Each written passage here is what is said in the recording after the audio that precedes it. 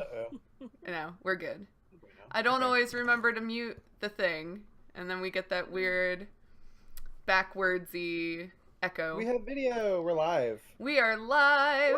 Woo! Welcome Live, man. to the Lady Gamers Night presents a very special D&D into Ivy Mansion one-shot extravaganza. Today we are joined by three very lovely ladies who are just throwing caution to the wind and coming with us on this adventure since our regular party couldn't all be here. Real quick shout out to our druid and mom and D&D dad joke extraordinaire, Adrian. It is her birthday, and that is why she's not with us. And Jenna is enjoying the Super Bowl, the Super Bowl. So, but we're here. And we're gonna do this thing. Also, do we have to say the big game because we're streaming? Are we gonna get sued? For saying Since that I can't use Superb Apple. Super Bowl. Game. The Super Yeah. Bowl. Go Eagles.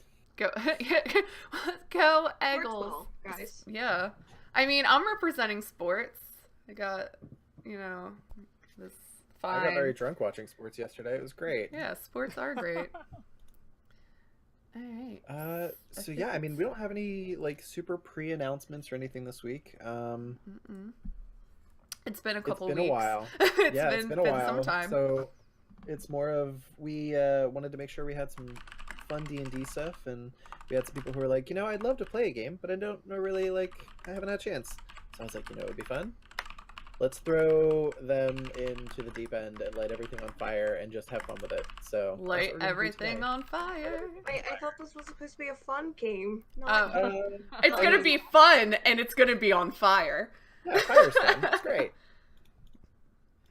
I'm just doing the last minute things on my end.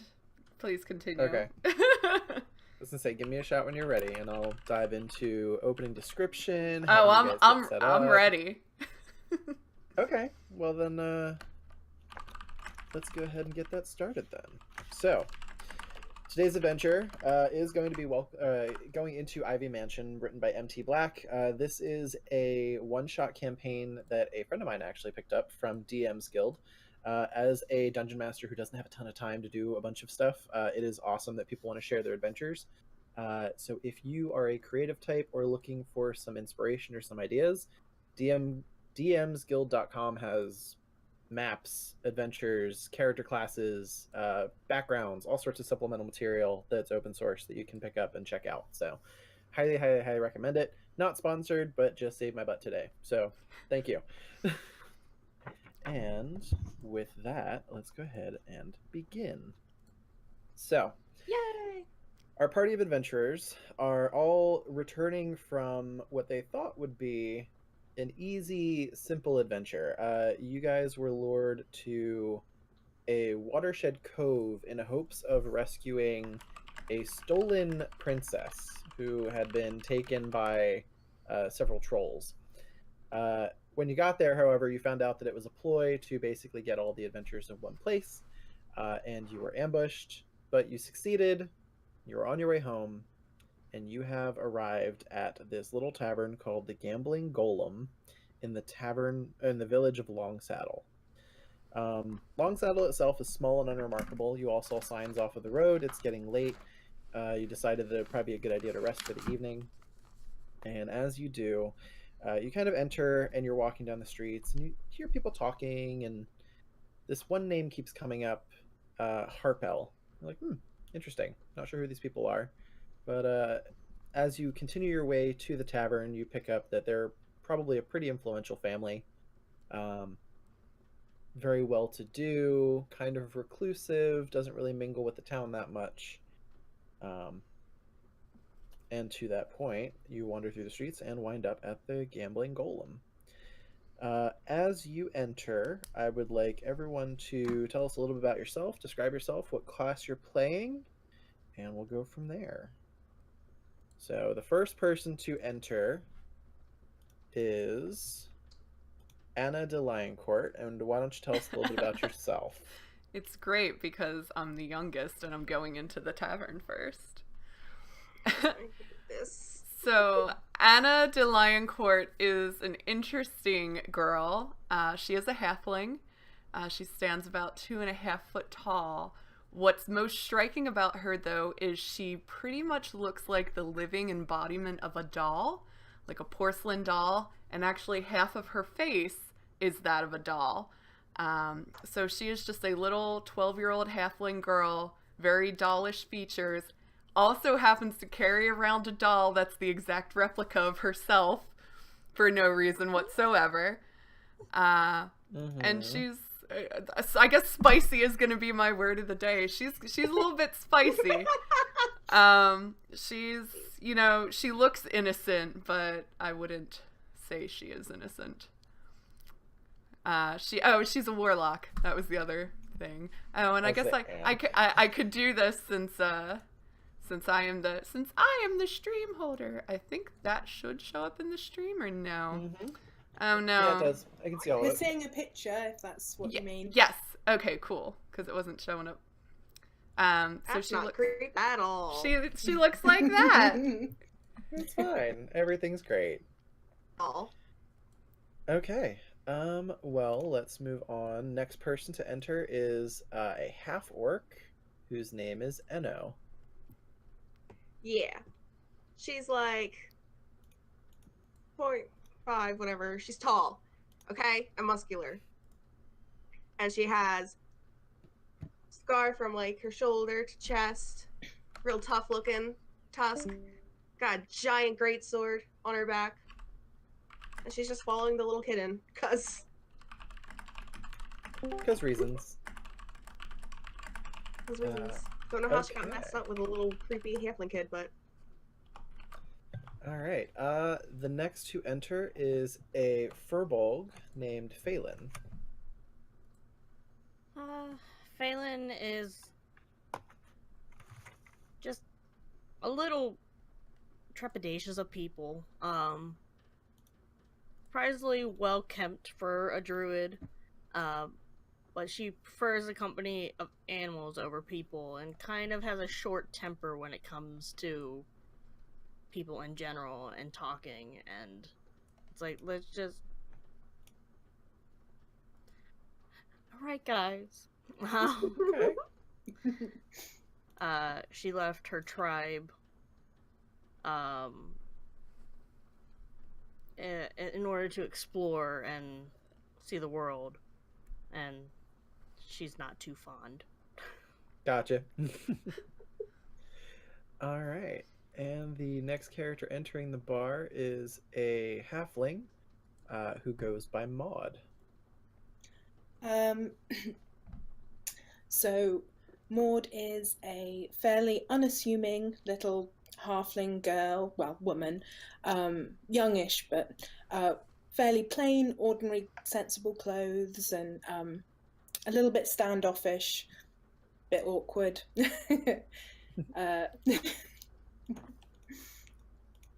Okay.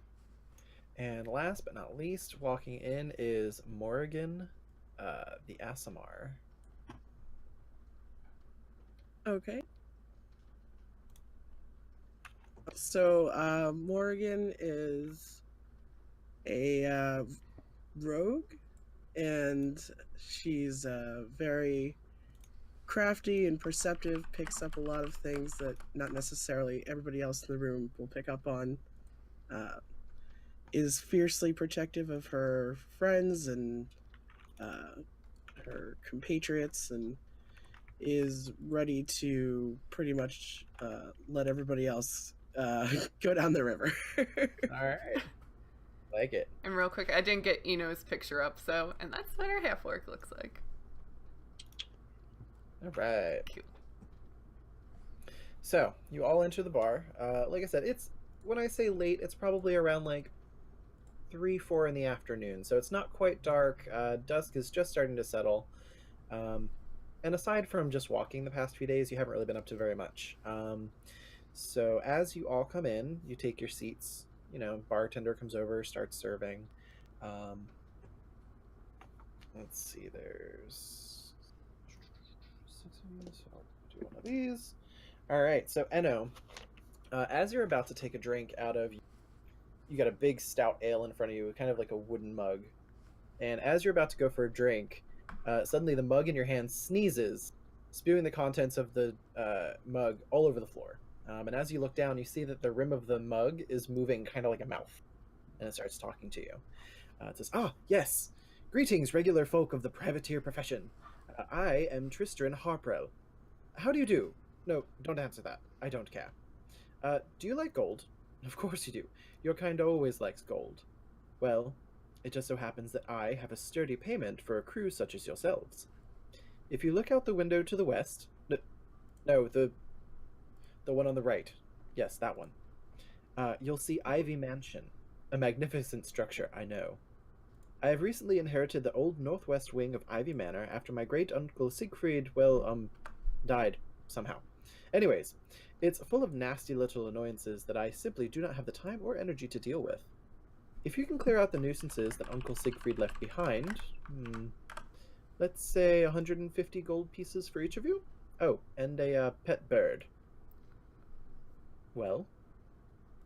I must be really drunk because this cup's talking to me. I'll take a bird. What is it saying, Anno? It wants us to go to a mansion? That mansion?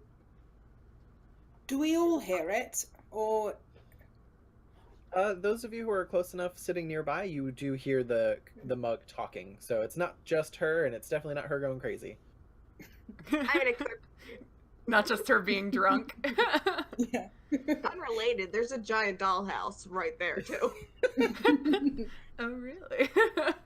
Mm-hmm. So I guess across the I table. finished drinking my drink first. Or, like... It's mid drink. Do you want to take a sip from the drink as it's trying to talk to you? I want to finish it. Okay. So you go ahead and try and take a swig. And all of a sudden the mug goes, okay. And then you take a drink. I'm gonna drink you, okay? And then suddenly that finishes the rest of the ale, what didn't end up on the floor. You place the empty mug back down in front of you, which kind of goes, okay. Well then, if you're interested, go to the bar and order an Ivy Port. We'll bring you here, and we can go over the details. Shouldn't be long, maybe an hour. Well worth your time, I promise. Okay, Anna is just gonna be super intrigued. She has a thing for talking objects. So she's gonna kind of like scramble over the table. She's tiny, remember, like a doll.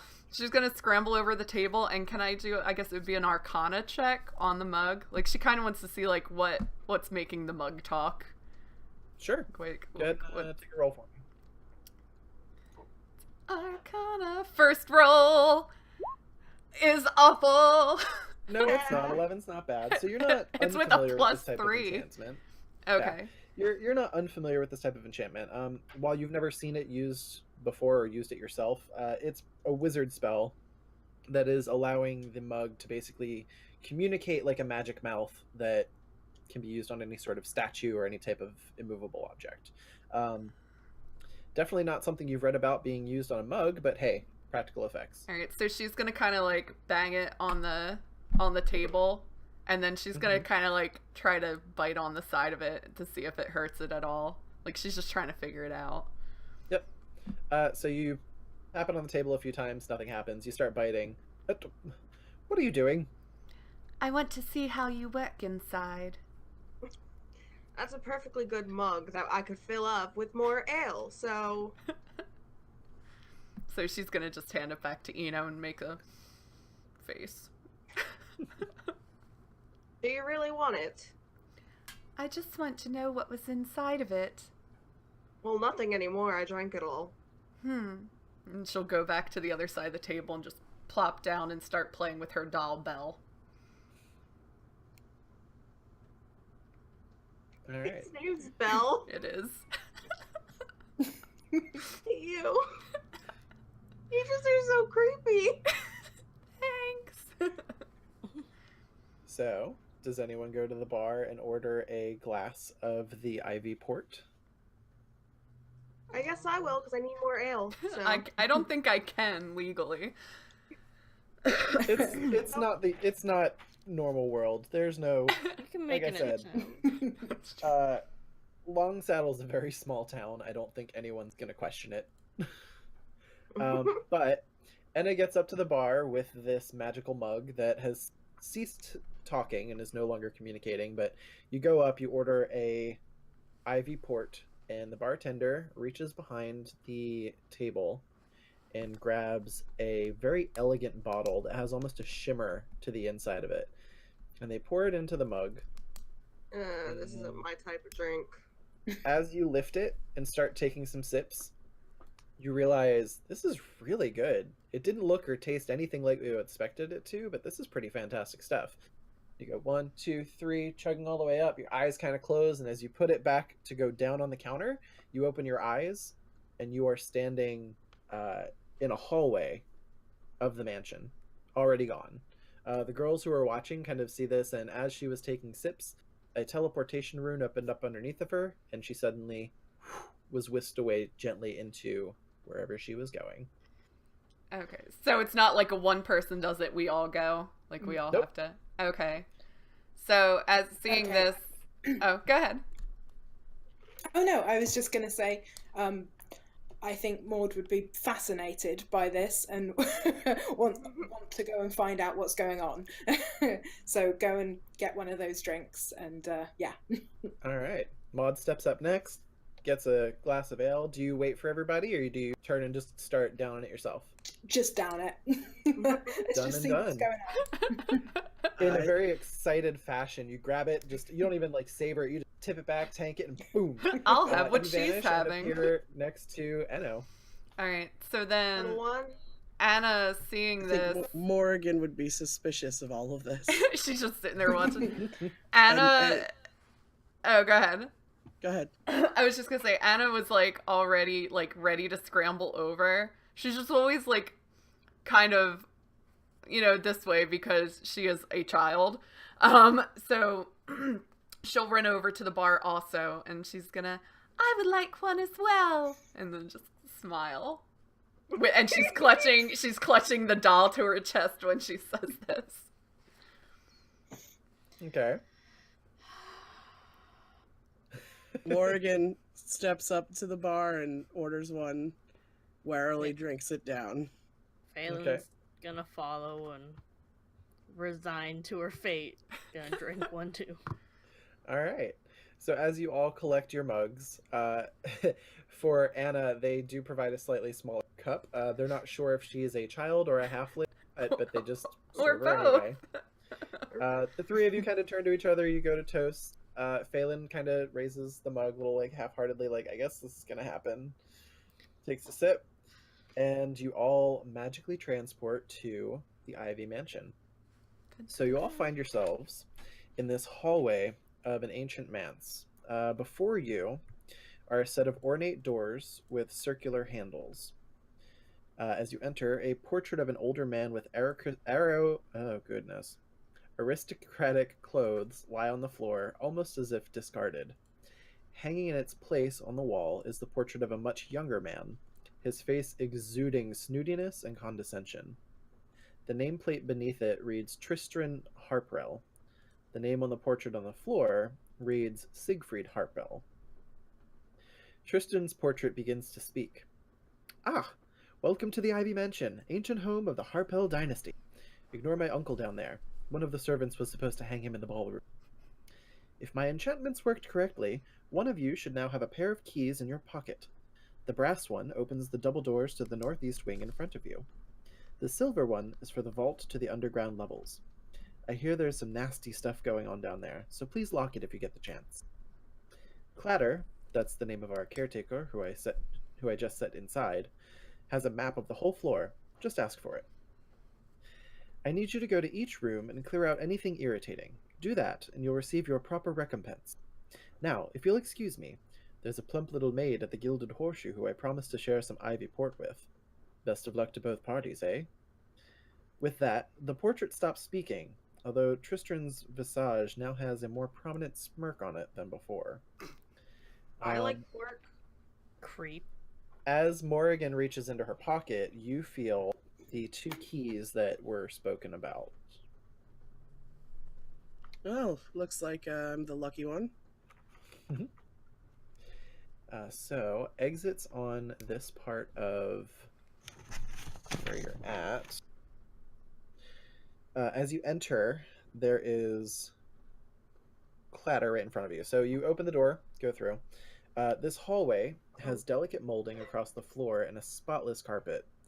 Many mirrors, at least 100, cover the walls. They are every shape and size imaginable. As you enter, the set of animated armor approaches you. This must be Clatter. And Clatter looks like this. He seems scary. He's not. He's so Does he shiny. clatter? He does clatter as he moves. What can Clatter tell us about our mission? So what would you like to ask him? What kind of annoyances are we dealing with?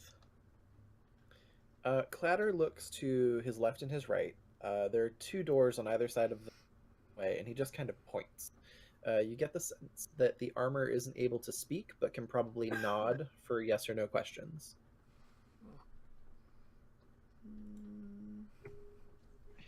So he pointed to a specific. Which door did he point to? Down a long hallway, there's 2 doors on either side, one on the left, one on the right, and then at the very end of the hallway, it ends in a T shape, and then continues to extend in either direction. So he basically pointed us just further down the hallway. Mm-hmm. He's like everywhere. Everywhere is a mess. Yeah.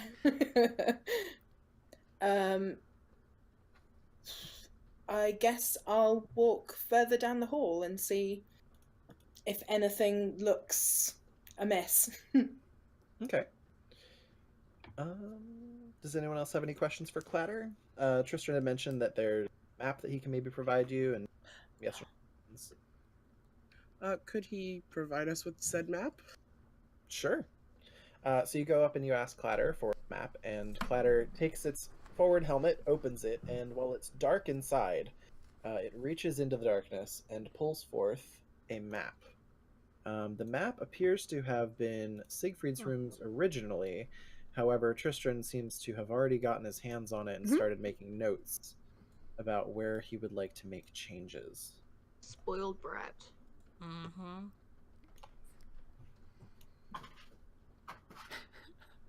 Are there any points marked out for us specifically to start at? It doesn't appear that there's any part specifically called out. However, it seems like there's probably a little bit of something in every single room that needs to be cleared or at least checked out to get rid of most of the trash. To the left, the door on the left that Clatter had pointed to is labeled sublet.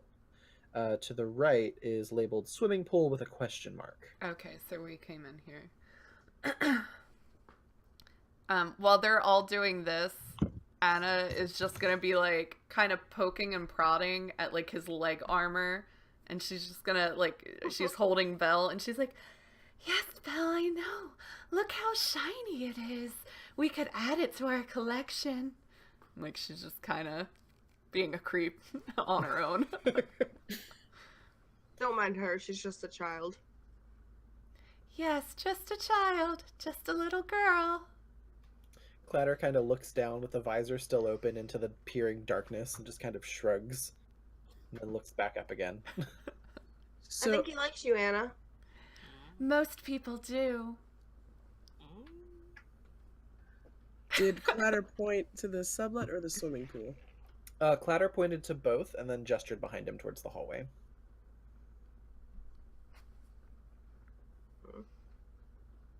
All right. Should we start by picking a room to go towards? Yeah. Eeny, meeny, miny, mo. Catch a tiger by its toe. If it hollers, let it go. It's a very effective method. It's, I don't know, roll Would something. that be? You said there's a swimming pool? Yes, there is. Would you like to go swimming? I love swimming. I haven't been swimming in so long. Let's go there first. All right. So you all make your way towards the Swimming swimming pool it is. Okay. So, as you all move down this hallway of mirrors and take the door on your right, you appear in what appears to be a library. So, whatever work Tristan had planned has not quite begun yet. As you enter, you glance around, and there are certainly enough books in here to keep anyone busy for an entire lifetime. Although one shelf is conspicuously empty. A small reading desk with a few open volumes sits in the very middle of the room. This isn't a swimming pool at all. No, I don't think it is. So the shelf that stood out is in the middle of the room. Yes, if you were looking and entering from the right-hand side, be probably one of the ones near the table. Just an entire shelf is just cleared out. I'd like to go and have a look, see if there's any reason that one would be empty. For sure. Let's go ahead and roll an investigation check. So on the journal tab, where your character is listed, go ahead and open your character sheet and then click on investigation to roll an investigation check. Okay, give me a minute. Yep. I'm not familiar with Roll20. That's okay. I was going to say, first time, ask yeah. questions if you need to, not a problem. What am I pressing to find the journal? So on the right found side, it. Yeah, I was going to say, it looks like a little newspaper, and then there's Yes. the character sheets there. Ah, fantastic. And then once your character sheet's open, on the character sheet under skills, there will be like acrobatics, animal handling, arcana. We're going to do an investigation check. Yes, here we go. So, investigation.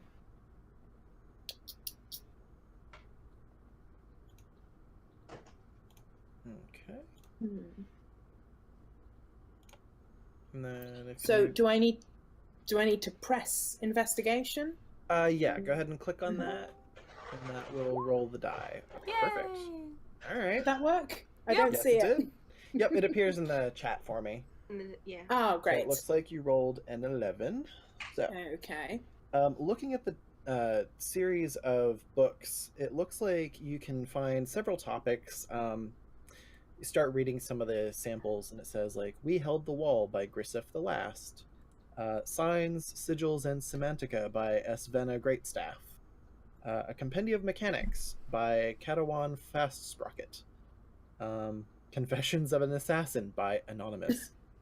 The type of knowledge here seems vast, but still carefully organized. One of the things that does seem a little bit interesting is the section where all of the books are missing appear to have to do something with astrology or astronomy, lots of things about outer space or looking into the sky, different star charts, things like that. All of those appear to be just there's a gap where all that knowledge would be.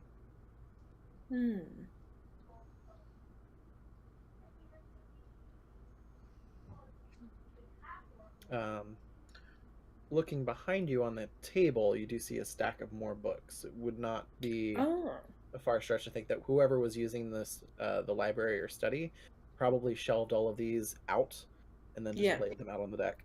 Oh, okay. Great. So are the books on the table mostly to do with astrology and astronomy? Yep, pretty much. Okay. As you take a closer look, one of the books with the title Planes Within Planes is open, and what would normally be sections pertaining to phases of the moon and the moon's orbit are covered in blotted ink, as though someone's been writing in a different language and correcting all the errors in the book. In fact, I believe one of you even speaks Celestial, right? Yes, Morrigan is a celestial. Okay. As you're kind of peeking over the shoulder and looking through, you recognize the text, and some of the scratches and scrawls highlight certain sections and then have things like heresy, or scratches things out and says, the new plane rules the night. Whoever was going through the book was making corrections and didn't trust some of the knowledge within the tome. Interesting. In fact, if you could go ahead and roll a perception check for me, please. I actually was just going to do that. Perfect. Let me perceive it. Okay. Not great. You recognize a journal. However, you're not able to really, looking through it, nothing catches your. Would Celestial Legacy pertain to this? The journal itself is done in regular common, so anyone could take a check at it. Oh, go ahead. I was just going to say, is this for an investigation check for the book, the part of the book that's in common? Yes. Because I could have a look, things as I've been going through the books and stuff, and Yeah. unless I'm holding out saying, does anybody else want to have a look? I found some books. Looking to see if I have anything. I don't think I have anything that would help. For anyone who's interested in checking out the journal, that would be another perception roll as you kind of flip through the pages to see if anything catches your eye. I'll check it out. Yeah. I'll look over and grab it off. Anna will Okay. kind of be kind of doing that little kid thing where she's tiptoeing and trying to hop up, and she's like, "I want to see. Let me see the books. I'll bend over and pick up Anna. Oh!" Look at the journal. And then I will see what I Alright. can perceive. There we go. I'm really perceptive. I rolled really well. Yeah. Okay. So, Anna, we're going to say you're going through the journal. So, as you look through, you notice this word tempered glass come up a lot. Mm-hmm. And given someone who's interested in magical things and trinkets, you recognize, oh, this seems interesting, and you start, reading a little bit more. While there's a lot of partial details, you kind of get the sense of whoever was writing them only wrote enough notes to remind themselves of what they already knew. Okay. You do manage to piece together that it is a magical artifact. It has magical powers, and it, quote, makes a good dressing mirror. And that's all you get. As she's reading it, she's still got the doll clutched, and she's like, yes, Belle. It says it makes a good dressing, and that it's magical. And she's just talking to the doll, reading the book to the doll, pretty much. So, Enno, as you are letting Anna basically flip through the journal, you're scanning the other books on the table, and you notice one that is very ornate, has some gems encrusted on the front of it, has a gold filigree on the pages. You pick it up and start looking at it, and you recognize this as a spell book. And it contains a few spells in there as well. A wizard could probably make good use of this. Ooh, can I have a look? Yeah, so you start taking a look through, and you recognize a couple spells off the bat. You recognize the spells Illusory Script, Knock, Mirror Image, Shatter, Sending, and Dimension Door. As a wizard, you could, of course, try and copy any of these to your own spellbook. It would just take a little bit of time and some gold and materials to transfer the knowledge over, but it seems like some of these spells could be helpful in the future. Well, I might just hang on to that book. All right. Why does everything have to be magic? So that wraps it up for the things on the table. Have fun there, Anna. Astronomy, we've got the journal with the weird magical glass, we got a spell book out of it. Is there anything else in the room you would like to check out? What she saw in the book. Oh, what I saw in the book. So am I on your shoulder? How am I? I think I picked you up and put you on the table. Oh, okay. I'm am I just I'm just gonna ride on your shoulder like a little kid. So if I'm sitting on the table, I'm swinging my feet, and I'm oh, I know. It says that there's magic glass, and it's beautiful, and it's magic, and shh, Belle, I'm telling her about the magic glass. And, like, she just gets excited about, like, what's going on. They did happen to say where the magic glass is. I can't read that well. Weren't there several mirrors in the previous room? There were. There were a ton of mirrors in the previous room. Well, magic glass, possibly. You're right. It could be one of those mirrors. Why'd you say something about dressing earlier? Oh, There's salad. no. It's possibly a dressing mirror. Like, if you get a nice dress and you want to see your reflection and how beautiful you are, like a princess.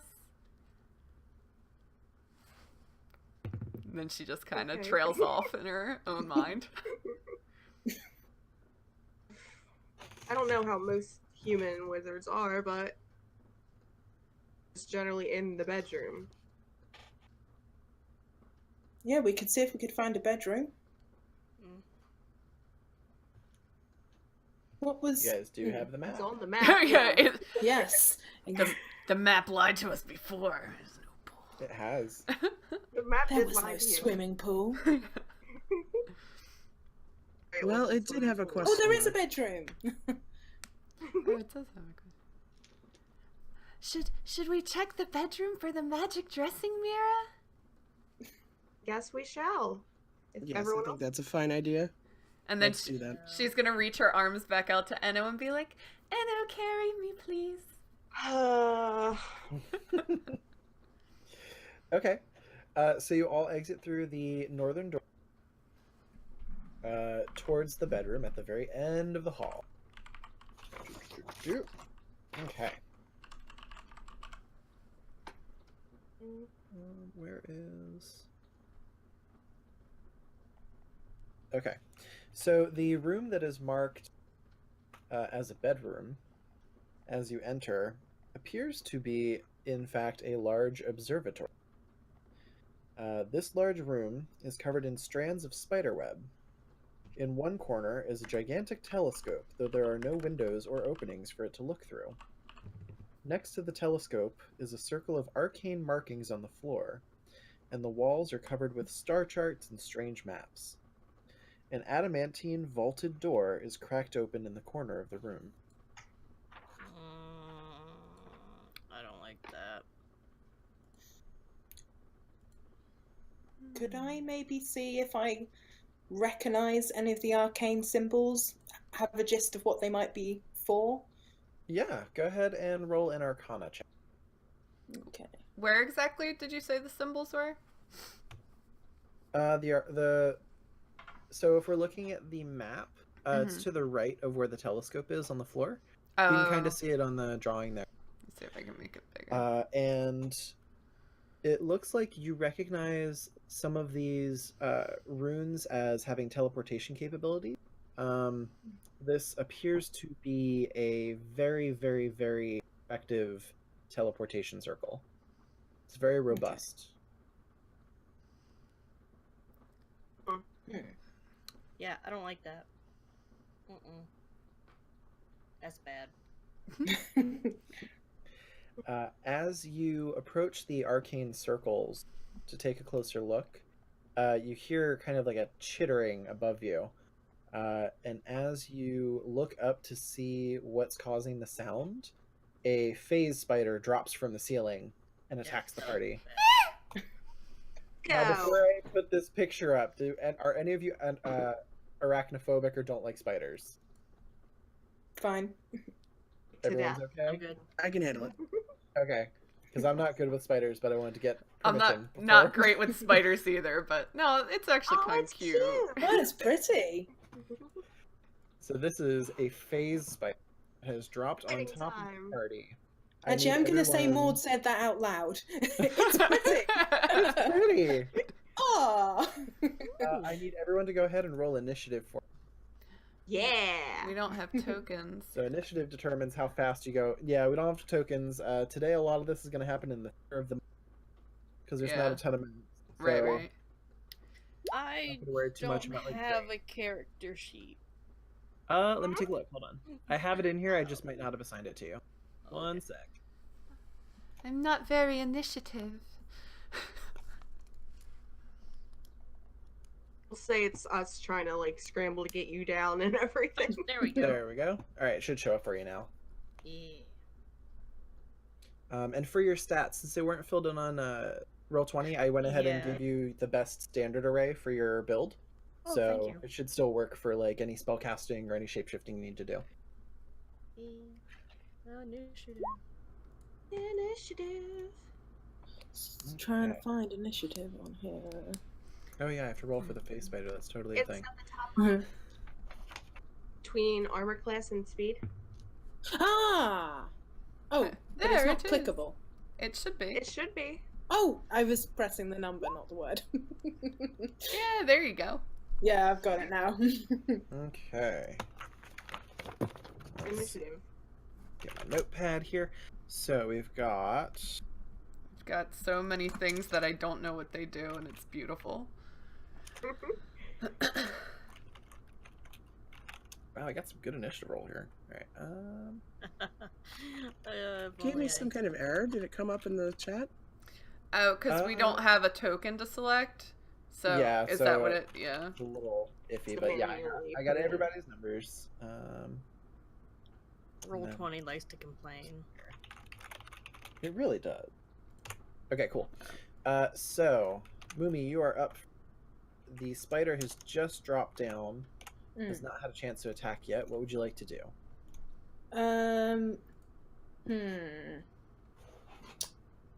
Oh god. This is where I regret choosing spells.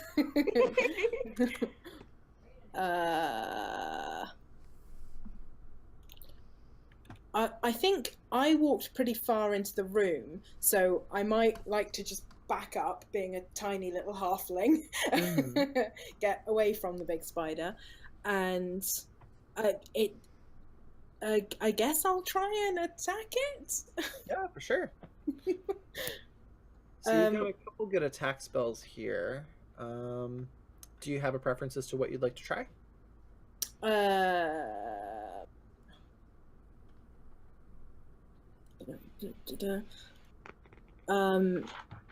No, I don't know what I'm doing. Chill touch is at the top. I guess I could try whatever that is. Yeah, we can give that a shot. Yeah. Good, because I also have that, and I'd love to see how it Ah. works. So again, I suppose I just click it and see what Mhm. Roll20 does. Yes. So it's gonna make an attack roll. So it is trying to do damage. So it takes that 9, and we compare that to the spider's armor class. The spider has an armor class that is higher than that. So unfortunately, the chill touch leaves your fingers, and this blast of necrotic energy glances across the room and attempts to hit the phase spider.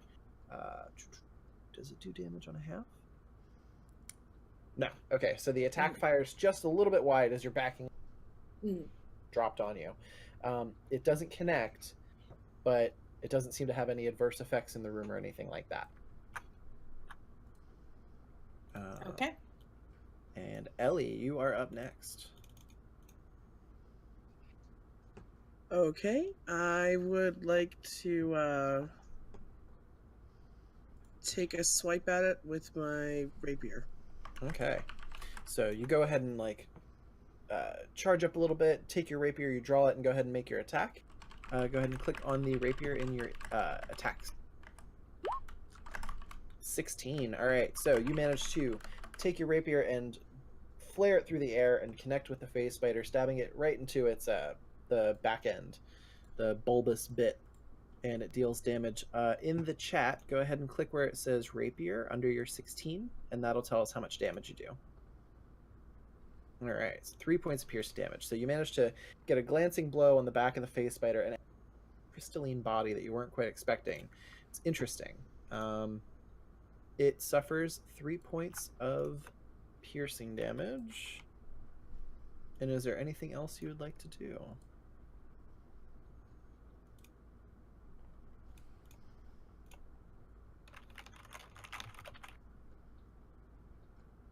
I'm trying to see if I have anything else that's applicable.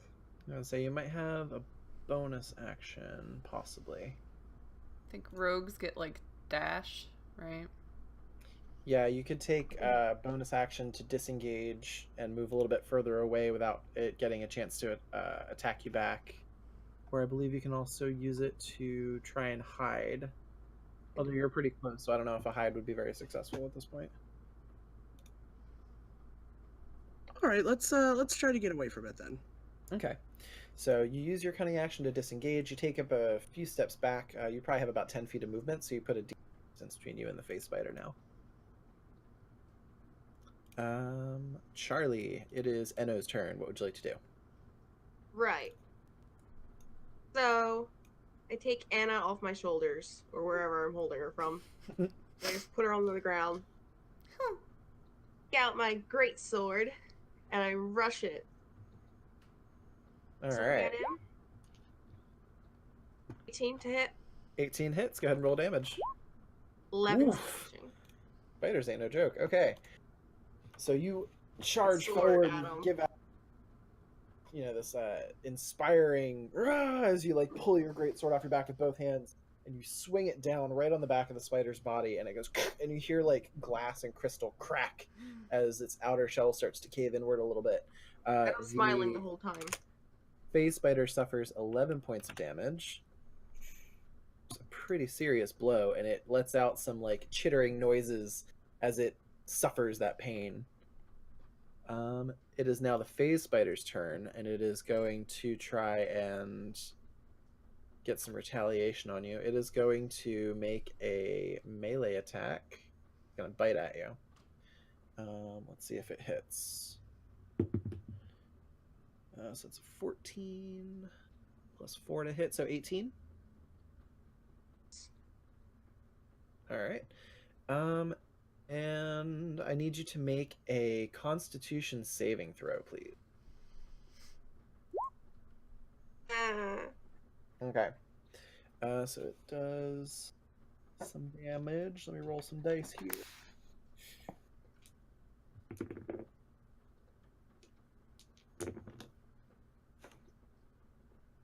Alright, so you suffer 11 points of poison damage and 4 points of normal damage. So 15 total.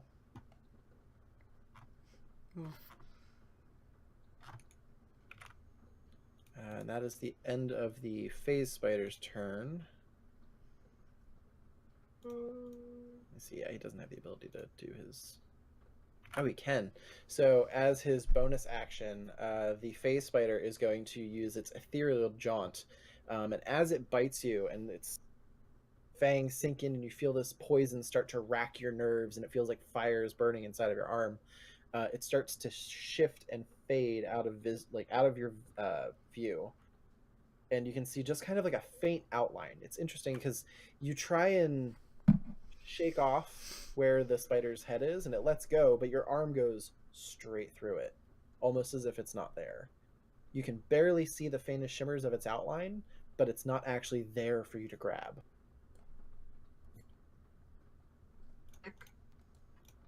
Alright, and it is Phelan's turn. Oh wait, no, I'm sorry, it's Anna's turn. I skipped over you, I'm sorry. That's my fault. So the shimmery weird... Now, is that she's just seeing that because of the poison, or we're all seeing it kind of... You all see it kind of fade out of existence. Give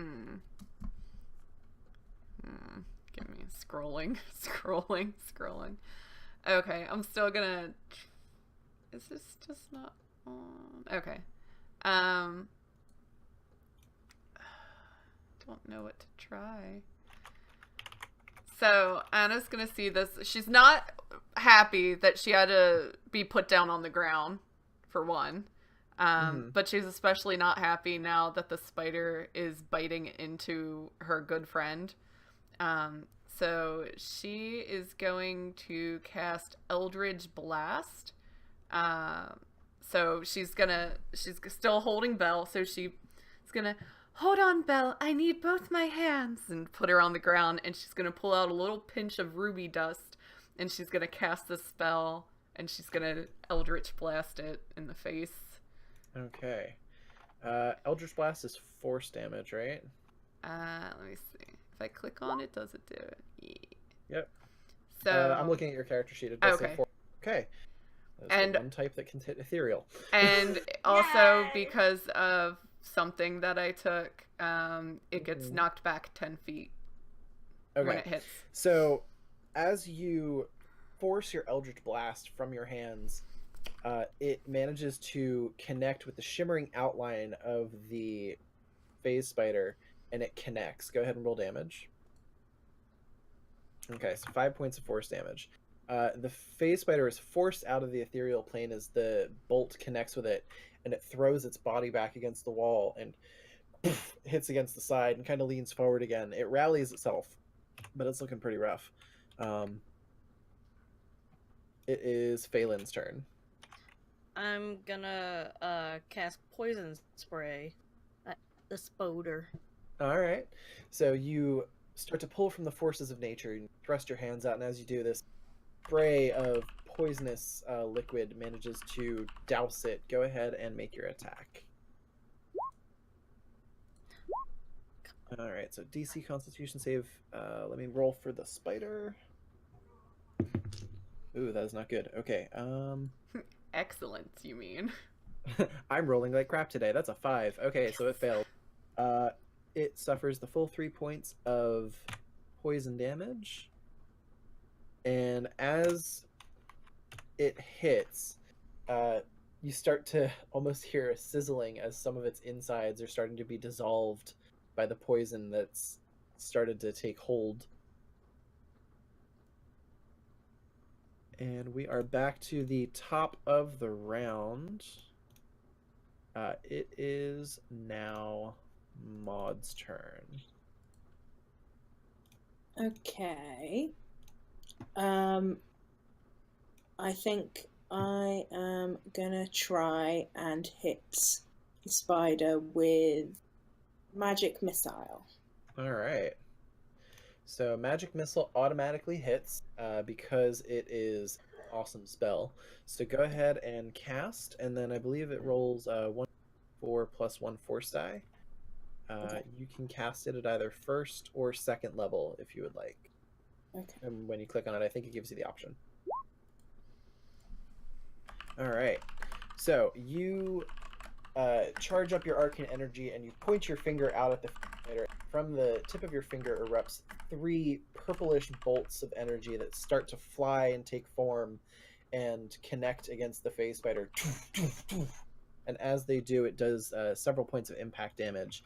The phase spider, having already been fairly well damaged from some of the previous attacks and Enno's strikes towards its back, the 3 points managed to go right where Enno's greatsword had made contact, cracking into the phase spider's body. The first 2 hit, the third one drives straight to the center, and you hear this as it and almost explodes from the center, the first half falling forward, and the second half just kind of flumping in place. Hey! Ew. Aw. It was such pretty colours, what a shame. Anna's gonna just brush off like spider bits from her dress and pick Belle back up and then do the same to her. Gross. Effective.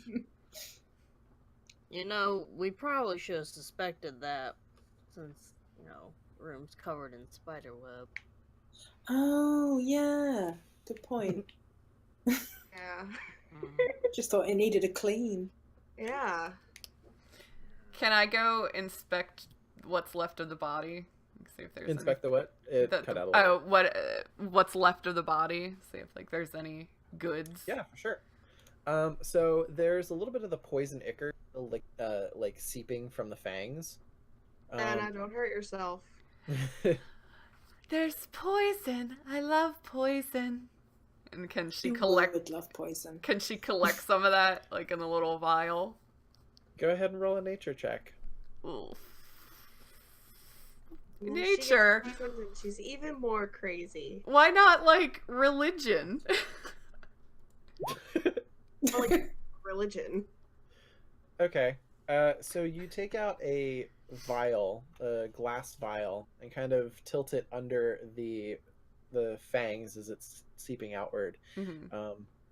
You forget for a brief moment that handling poisons is generally not good to do with bare hands, but it's too late now. I need you to go ahead and make a constitution saving throw, please. Okay, 13's good. As you feel the liquid dissolve onto the surface of your skin, you kind of pull back, just like touching a hot stove. It boils the skin a little bit, but it's meant to be injected via the fangs, so it doesn't burn you too much. You only suffer 2 points of poison damage. But you do manage to collect 1 vial of phase spider poison. Worth it.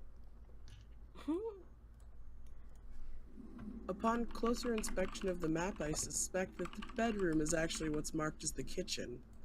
And I think that perhaps we should look there for our mirror. Good. I'm hungry. Let's go. Oh, it does look like a bedroom. I'm like, how did you come up with this? Okay. So Anna's gonna turn back to Enno and just do the grabby pick me up hands again. Actually, put down my one arm and she like climbs up it. as she does it, she doesn't say anything, but using awakened mind, because it's a thing I get and I want to use, she's gonna telepathically tell Enno to pick me up, Enno, I don't want to walk. because if there's anything creepier than hearing that voice, hearing it inside of your It's head. here in your mind. Oh, Jesus, I told you not to use that on me. And again, still in her mind, she's sorry. And then she's gonna, sorry. And like out loud. You know, before we leave, I'm curious, and I'm just gonna look in the spyglass, like the Yeah. thing. I'm just Alright. peeking it real fast. So Getting You a look- close up of the wall. you look into the telescope and see the surface of the moon, as well as a tiny hut covered by a translucent magical dome. Inside of the dome are rows of vegetables and even a few sprouting fruit trees. Scribbled in the moon above this out-of-the-ordinary bastion are the words, "To my dearest nephew Tristran, by now you have inherited the northeast wing of Ivy Manor. I have retired to the moon to escape the cares of the material world, but you can access my share of the family fortune by standing in the arcane circle and speaking the words, Lunas Extus. I hope you enjoy your inheritance. Sincerely, Siegfried Harpel." Huh. It's on the moon. We're gonna take. I that kind of want to money, go to the right? moon now. Alright, like, can we just go to the moon now? Yeah. I'm gonna stand in the circle and say the word. Okay. As you do, Uh-oh. you stand in the circle, and you are immediately swapped out and you disappear for a brief second before being replaced by an elder human clad in eccentric robes in the center of the arcane circle. He's sipping tea and reading an old tome. The man shrieks, "Ah! How did you?" He stutters and then scratches his head as if dumbfounded. Do it again! Who are Do you? it again! I hate magic. You the guy that was living on the moon? Yes, I was sent there. I was trying to investigate something and I accidentally transported myself up there. Who are you and why are you in my house? You're not that damn Tristan. Where did he go? Your nephew Uh, hired us to take care of some annoyances. Meanwhile, Moon. Burp, I need you to make a Burp, I need you to make a Constitution saving throw, please. Oh boy. Yeah! Natural 20. That is very, very lucky. Okay, so Just bouncing around on the moon. to the moon, you immediately pop into existence, and you're looking back at the Earth, and it's a beautiful sight. It's absolutely stunning. the dome over top of you is this translucent shimmer, and being so connected with nature, you can actually feel, with the desolace of the moon and no natural thing growing on it, you can feel the trees that are sprouting under this dome, and you can feel the roots of the vegetables and the fruits that are like born here. And it's for a single moment just this intimate connection with nature you've never had, being so overwhelmed with it before. Huh. And then you realize the air here is getting a little thin. Oh shit. Back in the mansion. So, I'm sorry, my nephew hired you to... Where's our friend? Who are you? Who's your Have friend? My name is Siegfried. This is my mansion. I live here. I was assuming that Tristan would try and take over my section of the mansion, because he doesn't have one. Mine. However, I noticed that you are not him, and when I go to look at the things, that everything appears to be in place. That's different. He points at the phase spider. That wasn't there when I left. We killed it. Oh, thank you, I suppose. Back on the moon. Burp, can you please make another Constitution saving throw? I'm on the moon. Oh no. 9. Okay. I'm dead on the moon. You're starting to take some pretty deep breaths. You're feeling a little lightheaded. You notice that the magical starting to get a little more a little less purpley. And I Just gonna go up to a tree and be like, "It's just 2 of us, buddy."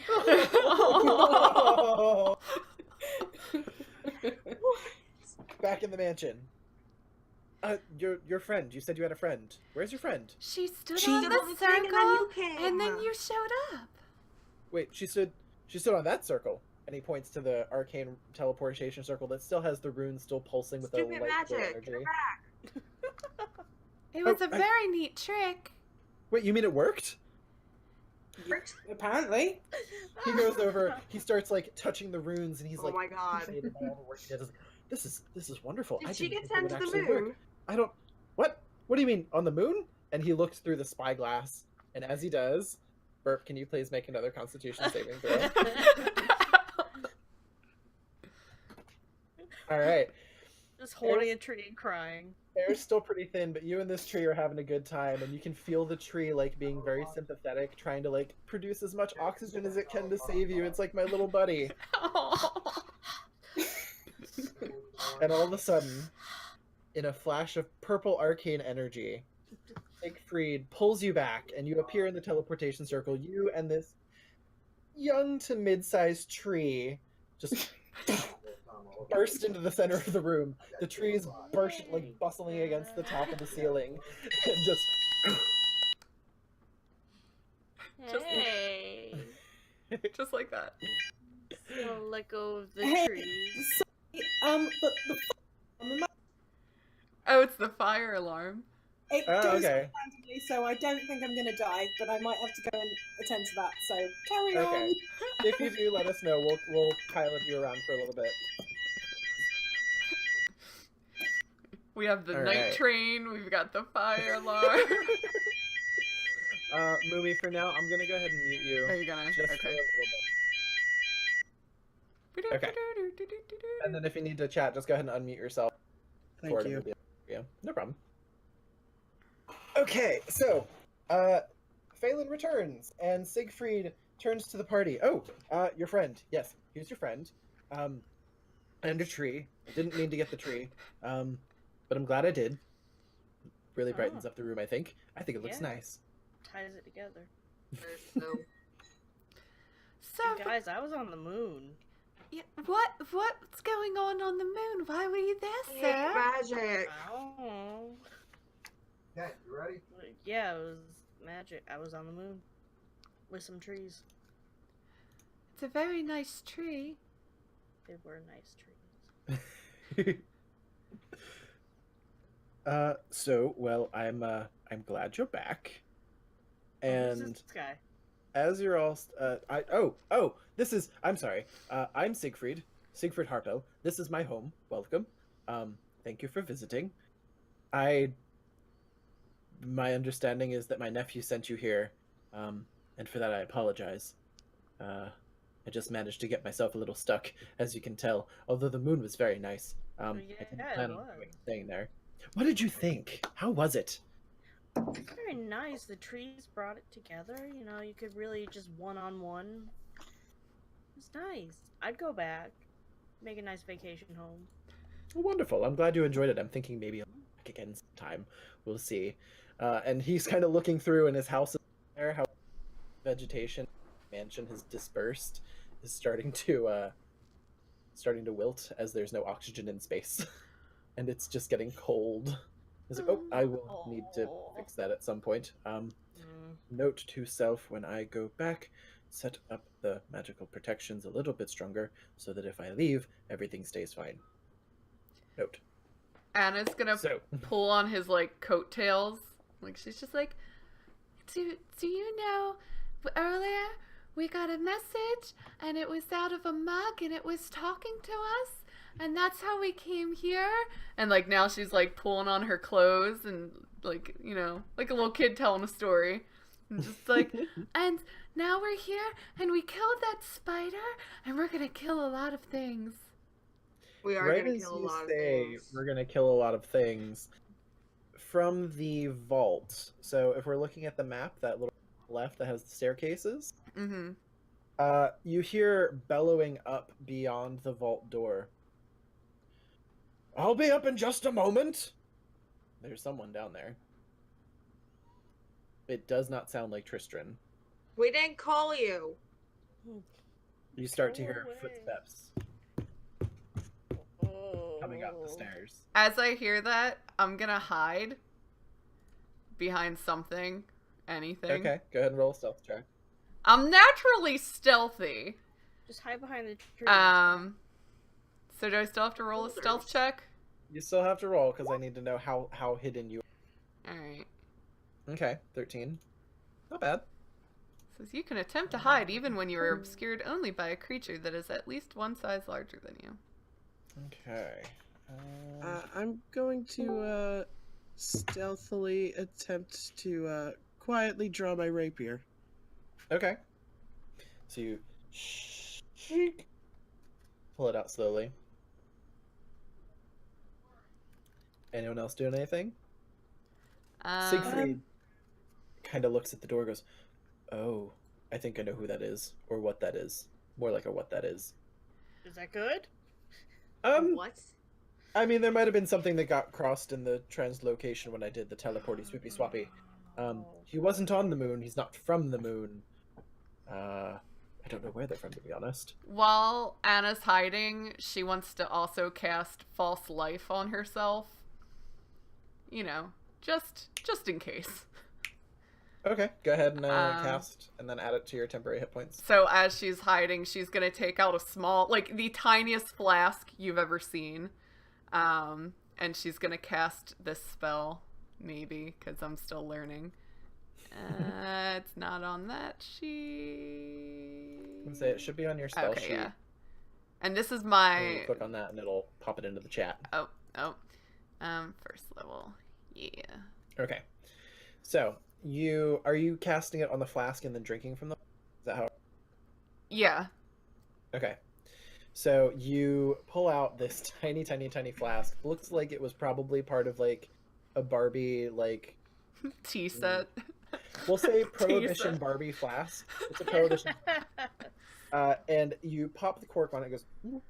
And you take a sip, and as you do, this greenish glow kind of like starts to suffuse your body for a second as it kind of pulses out and then sucks back in, and you gain 1d4 plus 4 temporary hit points. So go ahead and roll a 1d4 and add 4 to that. 7. All right, so we go ahead and stack 7 hit points on top of yours, Woo. Temporaries. and that will last for up to 1 hour, Cool. or until you get smacked in the face. One of the two. Smacked in the face for 7 points. Whichever comes first. Yeah. And then she's gonna put her tiny little flask back. Boop. Okay. So the steps on the stairs are starting to feel pretty loud now. Whatever's approaching sounds pretty large, and it's almost at the top of the stairs.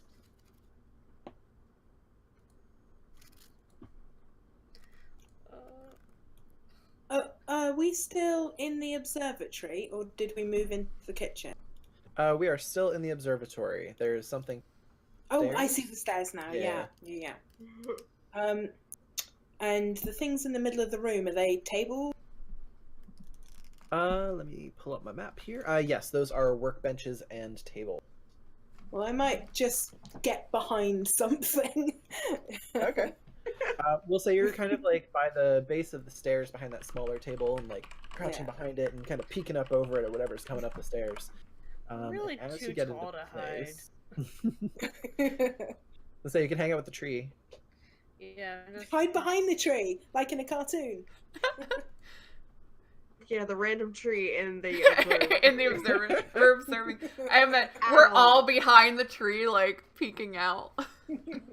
As you all get into Run place and upstairs kind of where seclude yourself and hide, this creature comes forth from the door. It starts pushing big adamantine bolts out of the way. It goes, Hello, handsome. That's pretty, this one.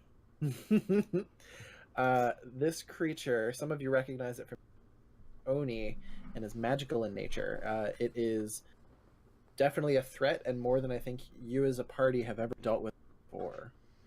I need everyone to make a wisdom saving throw, please.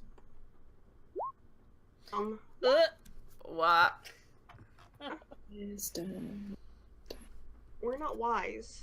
I'm scared. I'm scared too. Okay. Can I ask something real quick? Go ahead. Would this possibly be against being frightened? It is. So all of my halflings get the higher 2 roll. Oh, that's right, and it rolls both of them twice anyway. Never mind. I was like, re-roll! Just kidding. Okay. Nice try, though. So this creature comes to the top of the stairs and kind of goes, "What are you doing in my new mansion?" Sorry, was it a wisdom saving throw? Yeah. Yes, wisdom Yeah, saving okay, throw. got it. Sorry, that took me a minute. That's okay. Yeah, I lose stuff on these And sheets you all do the have time. advantage. Yeah. So, as this creature comes up and kind of bellows, this tiny halfling from behind the table stands and goes, "Your mansion? It's not your mansion!" And you are not afraid of this dude at all. He looks scary, he's big, he's imposing, but you got this. You've dealt with worse. I need everyone to go ahead and roll initiative, please. Everybody else is like inking One's themselves. like, this is my mansion. No, it's my mansion. No, it's my mansion. Whose mansion is it? Nat Who lives 20! here? It's everyone's mansion. Why can't I roll a nat 20 when it counts? I mean, this It helps. totally counts right now. You get to But- go faster. Jazz doesn't roll nat 20s I know. ever. Ever. Yeah, that's true. Man, I am rolling like crap today. Y'all are welcome. So the Oni's going last. Alright. And let me roll for Siegfried since he's here too. Siegfried rolled just fine. I just think that the dungeon wants you guys to succeed. Good. Good. Okay. Before we get going, one question about spells. You get them back on a short rest or a long rest? Long rest. Long rest. But don't worry, this particular you probably won't need to long rest at a certain point in this adventure. Yeah. Just trying to plan my life here. Alright, and Siegfried. This is a lot harder when, like... You don't have the turn tracker? Yeah, I don't have the turn tracker or scratch paper, because that's usually much easier. I've been writing on the back of a Okay. leave Scratch slip for paper. work. Adam. What? I wasn't prepared. I'm bad at this. Step up. Okay, so Anna is first. What would you like to do? Oh. Because of my pact magic, I regain expended spell slots when I finish a short or long rest. Thanks, D&D Beyond. Ooh. Not sponsored. Thanks, D&D Beyond. But if D&D Beyond wants to sponsor Sponsor us. Go right down. for it. Alright. Alright, so I'm hiding. This guy is scary. What do I want to do?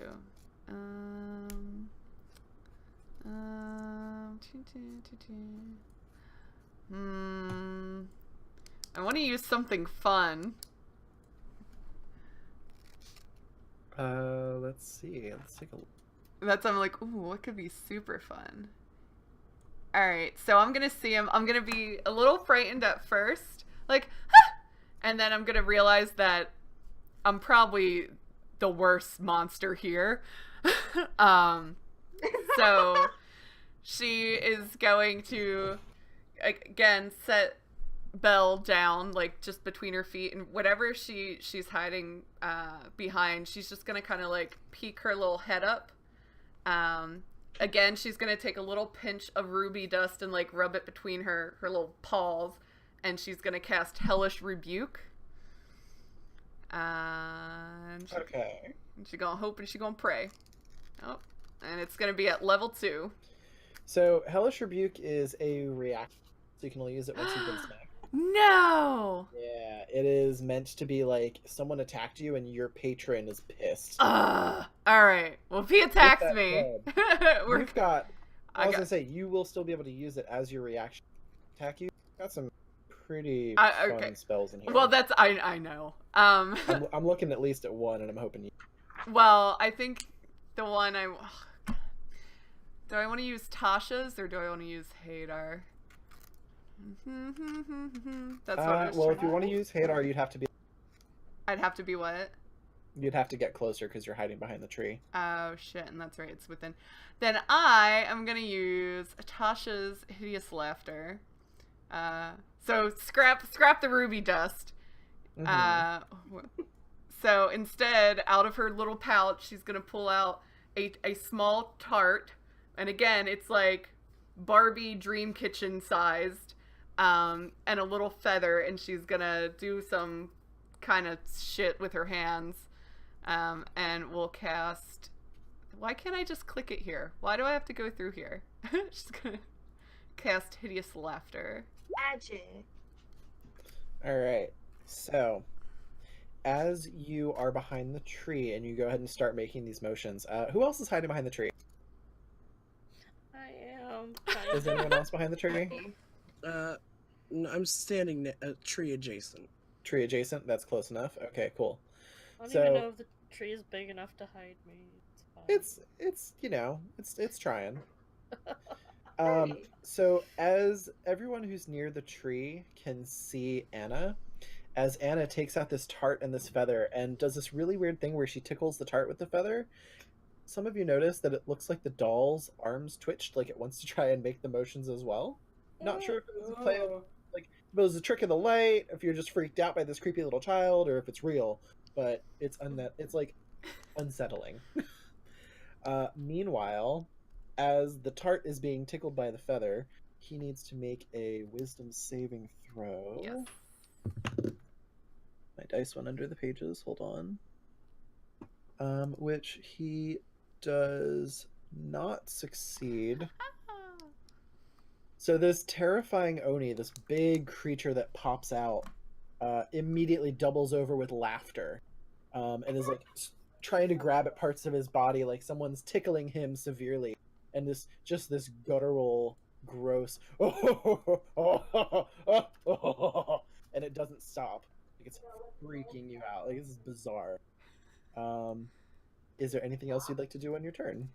I think that's all that I can do right now. Okay. So yeah, that'll be that is all for now. If only there was actually. Oh, she will laugh at him though as he starts laughing. She'll and she'll like she'll have Belle. She'll get Belle and she'll be like, "We did it, Belle. We made him giggle."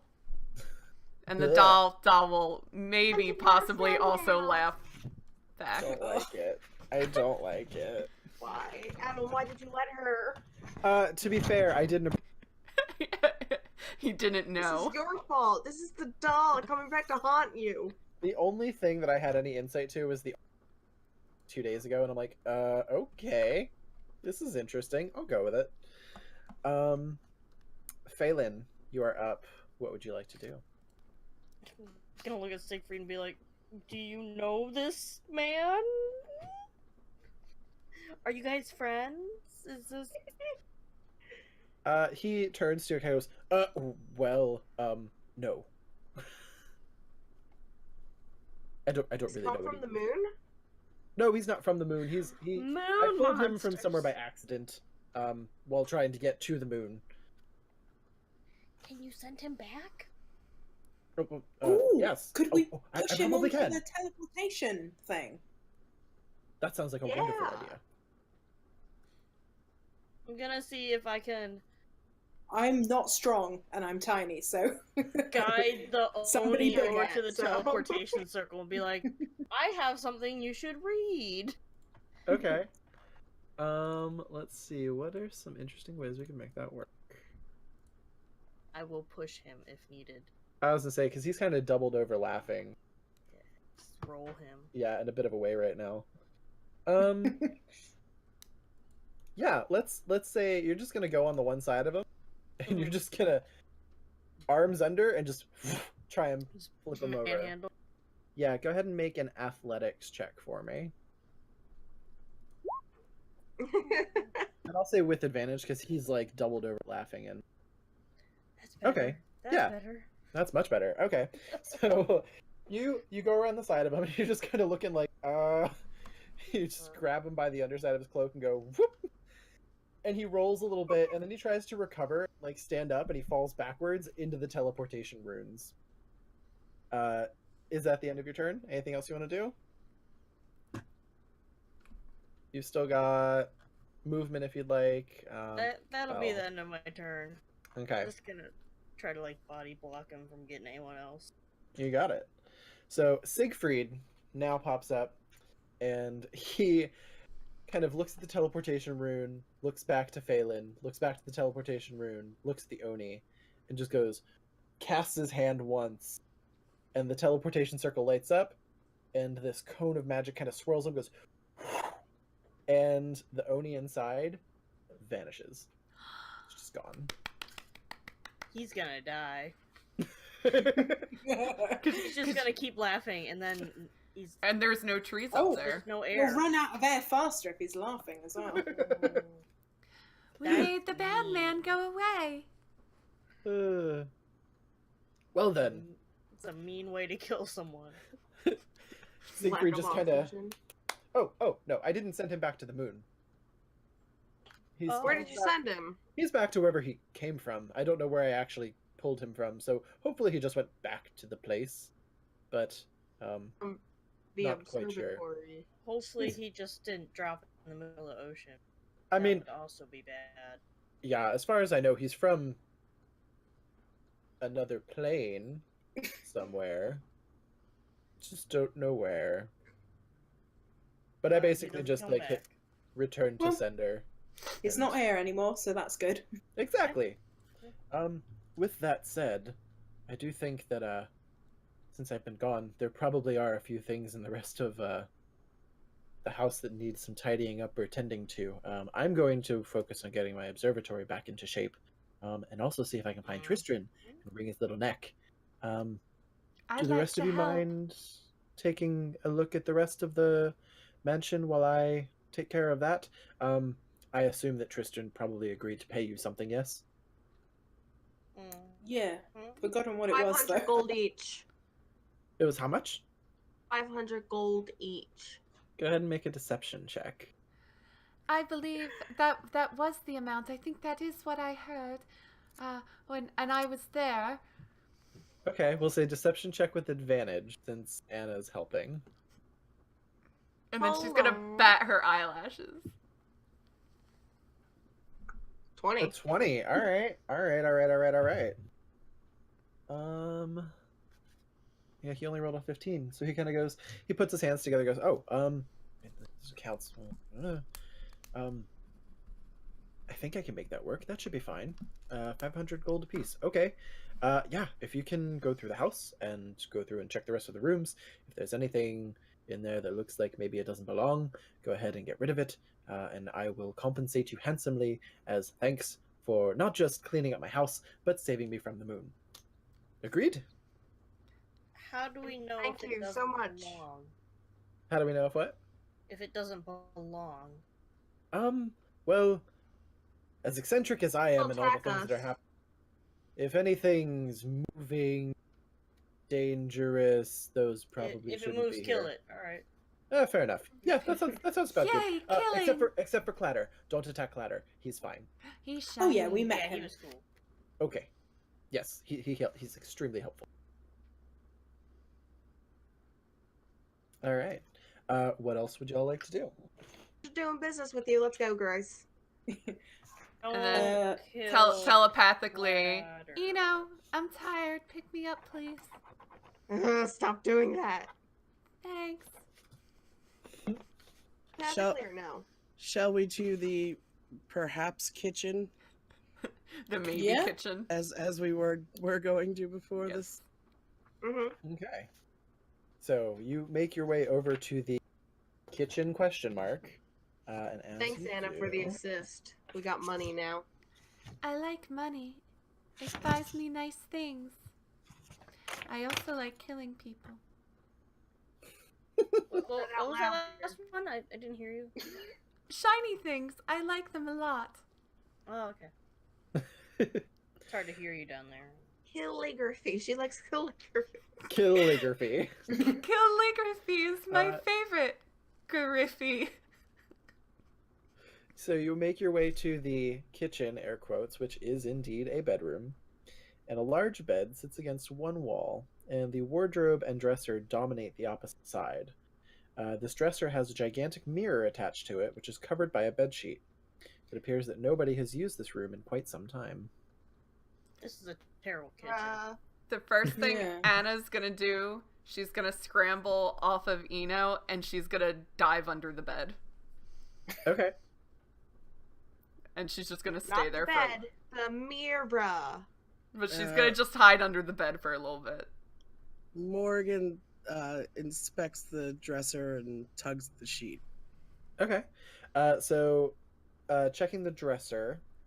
Are you opening it and going through it, or are you just kind of examining? Examining the outside. Okay.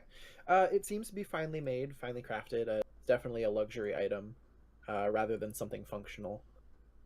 However, as you pull the sheet from the mirror, you see this very ornate, beautiful, large glass mirror. However, you do notice that on a bottom section of it, it looks like about 1 foot of glass has been sheared off, which was likely used for the observatory's not teleportation circle, for the telescope, given that it was inside and wasn't looking out. As you look into the mirror, though, make a perception check.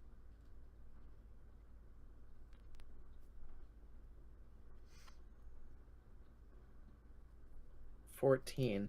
As you're looking at the mirror and you kind of reach to look towards the dresser again, you notice that your reflection doesn't move back. And suddenly it starts to reach forward, and the hand comes outside of the mirror and curls its fingers around the frame. Break As it, break it, does break it, the break it, other break it, one. break it, break it, break it, break it, break it, break it, break it, break it, break it. And it starts to pull itself forward.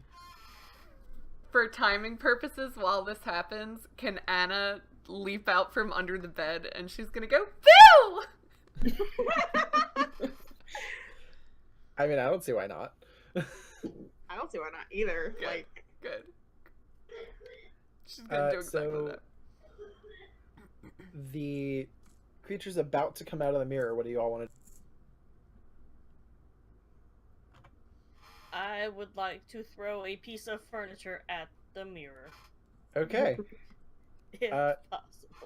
Go ahead and roll an athletics check. 14. Okay. Ellie, go ahead and roll a dexterity saving throw. Uh-oh. Come on, high dex. Okay. 6. So, Phelan sees this this image starting to pull itself from the mirror and panics and just grabs the closest thing, which happens to Nope. be a sitting chair, and just grabs it by like one of the armrests and just chucks it. And Morgan doesn't see it coming quite fast enough and doesn't dive out of the way in time to. You avoid Wait, the chair. But Can you I? don't- oh, I'm go ahead. sorry. Can I roll? Could I have rolled acrobatics instead? Because I actually have points in that. Ooh, actually, yes. You know what? You can. I'm sorry. That's a better fit for that. Yes. Yeah, Oh. much better.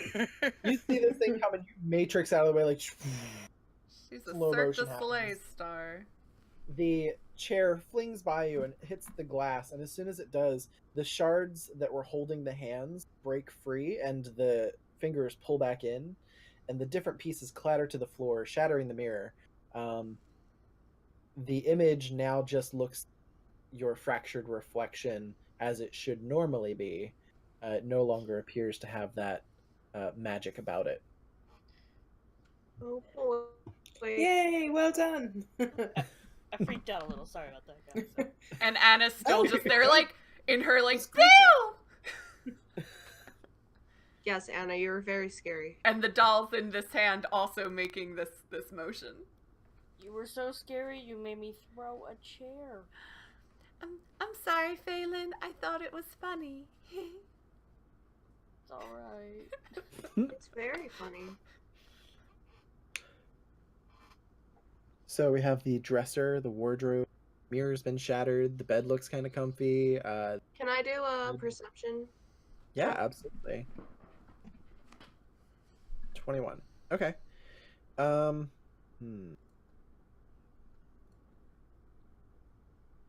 It looks like most of the furniture in this room is very well designed, crafted. It's very nice. There is an end table that appears to have some not flashy jewelry. You kind of get the feeling that Sigmund is not one for flashy jewelry. However, there does appear to be like a collegiate wizard's ring, some kind of a scholarly institution that he might have graduated from that has a crest on it. But that's about it. It's a Shiny ring. things. Ugh. It is a shiny things. I love shiny things.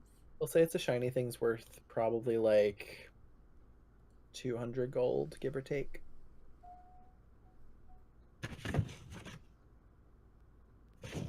I consider stealing it. Only consider? Steal it. You know, this might be useful later on. I think we should take it. And with that, you just kind of grab it, put it in your pocket, and we'll see if it comes in handy later. Can I do an arcane check on the broken mirror? Sure. What are you trying to find out? Just again trying to sense like what made it a magic portal that something was coming out. Okay. Yeah, go ahead. Why is it so spooky? Yeah, it's so spooky. I love it. And then she's gonna. Okay. 17. Okay. Bless you.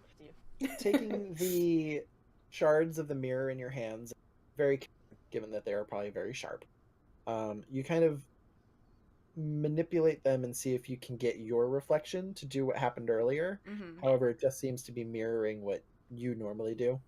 Whatever magic was tied to the mirror before is no longer. I thought you were gonna just be like, but you have no reflections. Okay. So she. Your reflection looks like surprised a me. doll. Yeah. I'm gonna take a shard of the mirror, though. Okay. So you take a shard of the mirror, you kind of wrap it up in some cloth and tuck it away. Yes. Perhaps we should move on to another room? Seeing as Before how we- this map is Um, completely inaccurate. Yeah. Before we move on, or like as they move on, I keep wanting to say Jayas. Anna's gonna curl up in the middle of the bed, and she's gonna.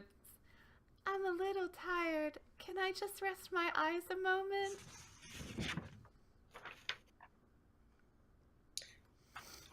It's up to whatever I you guys mean- want to do. If you wanna. Like just 30 minutes, I think. Let the tiny one sleep. Like a short rest. Like just a short rest. And she'll just curl up with her doll and just. Okay, so you're curling up for a short rest. If the rest of you would like to wait with her, you can, or you can continue to explore without her. Up Just to sit you. down on the bed. Okay. I'll go and root around, see what's in the wardrobe and things. See Okay. if there's anything interesting. Toss the room. I'll check the dresser. Okay. So while the Gonna put the chair back upright. while the small terrifying one kind of checking things out, stuff. Over the 30 minutes, you kind of take the time to investigate, see if there's anything interesting. You do manage to find that there's several flamboyant and extravagant outfits in the wardrobe. Different fabrics, very flashy. Probably worth 100 gold pieces altogether if you were to take them and try and sell them. Probably can't nick his clothes, can we? What? I can't hear you. The shirt is too loud. I do hate his fashion sense. Oh, it's awful. I don't think we're I mean, equipped I to don't know. take his It's not clothing. that bad. 30 minutes go by. Anna wakes up from her nap. 30 minutes. Anyone who would like to roll hit dice, if you regain some hit points, you are welcome to do so. I was going to say, I think Anna would don't- like some hit points. I am gonna roll.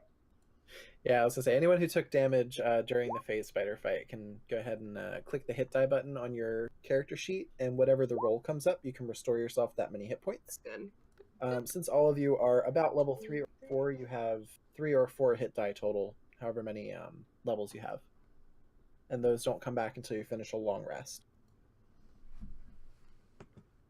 I feel much better now. I get If- tired from time to time. Creepy. If my current hit points are 35, then they would become 42. If you have enough hit points to go over that cap. If your maximum hit points is 5, you...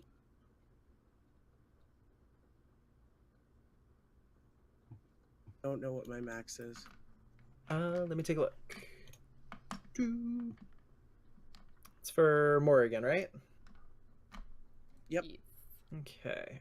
Your maximum hit points are 35. Since you didn't take any damage in the last fight, died again, so you're okay. Alright, sounds good. All right. So y'all wake up from your nap. You've explored the bedroom kitchen and the bedroom observatory and the swimming pool library. Where's the Where would you like to go kitchen? next? I want food. The kitchen? The kitchen? The for reals kitchen. You mean the library kitchen?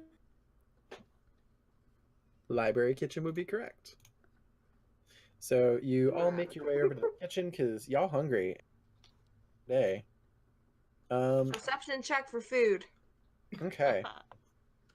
So this small kitchen has an oven, a stove, cabinets, and a table for preparing food. There's also a wooden door to a pantry. A human girl, no older than 8, is tied up and whimpering on the table. A cleaver is jammed into the table near the child's head. We just had a nap while she was in here. Oh, I think the snack is here for us. I don't think that's a snack, dear. Oh. Phelan, go ahead and roll a nature check. Oh boy. Okay. So, as you all enter the room and you kind of notice this poor child bound to the table, you notice specifically that the silk that appears to be holding her is the same silk from the phase spider. Oh yeah. Oh. Does she convey this to us, or is she just like, ugh? Yeah, I'm gonna let you guys know. Be like, Like the other girl. Spider's dinner. Gonna cut the Ooh. girl free. I'm just Okay. saying it could be our dinner too. I don't Eat like people. eating people. Anna. No. So as you start, you take your, I think you have a scimitar. You take your scimitar and you start like kind of working it open. The little girl's like, "Thank you so much. I was at home and I was walking and playing outside, and then Ratman told me that he was going to take me to see the boogeyman, and then I fell like I just kind of blacked out and I don't remember what happened, but I want to go home." Huh? Oh, yeah. Okay, bye. She Do kind of you know looks how to around get and home from here? she goes, I think we're in the mansion, right? Everyone knows Yeah. where the mansion is. As long as I can find my way out of the mansion, I should be home fine." Where's Clatter? I can show her where the front door No, is. no, Anna. no. Anna, no. Mm-mm. Almost as if About he this. heard his name being clattering. Clink, clink, clink, clink, clink. And outside of the kitchen Escort is this Clatter. young lady outside. She wants to go home. Get this kid out of here. As she goes to leave, I'm gonna awaken mine and just be like, "I'll see you later." And so when she turns, I'm just smiling and waving at her. So Clatter, nods to the party and offers his gloved hand to the tiny girl. And as he's walking with her out of the room, Taratha hears this in her head and looks back because she recognizes the voice and looks directly at Anna and is like ready to start screaming and just kind of starts taking off down the hallway, pulling Clatter by the hand. And on the back of the head. Don't do that. What? It wasn't me, it was Belle. Kids are weird. There is a bronze key hanging in the labeled pantry. It's hanging next to the pantry door. And there's a pantry door. I'm not touching it. Last time I touched anything, I was on the moon. Alright, I'll give it a go. Okay. I'll go and open the pantry. Okay. So Maud goes ahead and checks the pantry door, and it is not locked. And as you open it, the pantry is a mess of molded, uneaten food that reeks of decay. Gross. I think the moon was probably a more exciting excursion. Fair. Yeah. I mean, you yeah. did nearly die, but This this is just kind of gross. Is this guy not? Is he not eat? Is Tristan not eating? What is this? Is he even real? Oh man, Yeah, we I didn't imagine. actually meet him. I didn't even think of that. We should go next.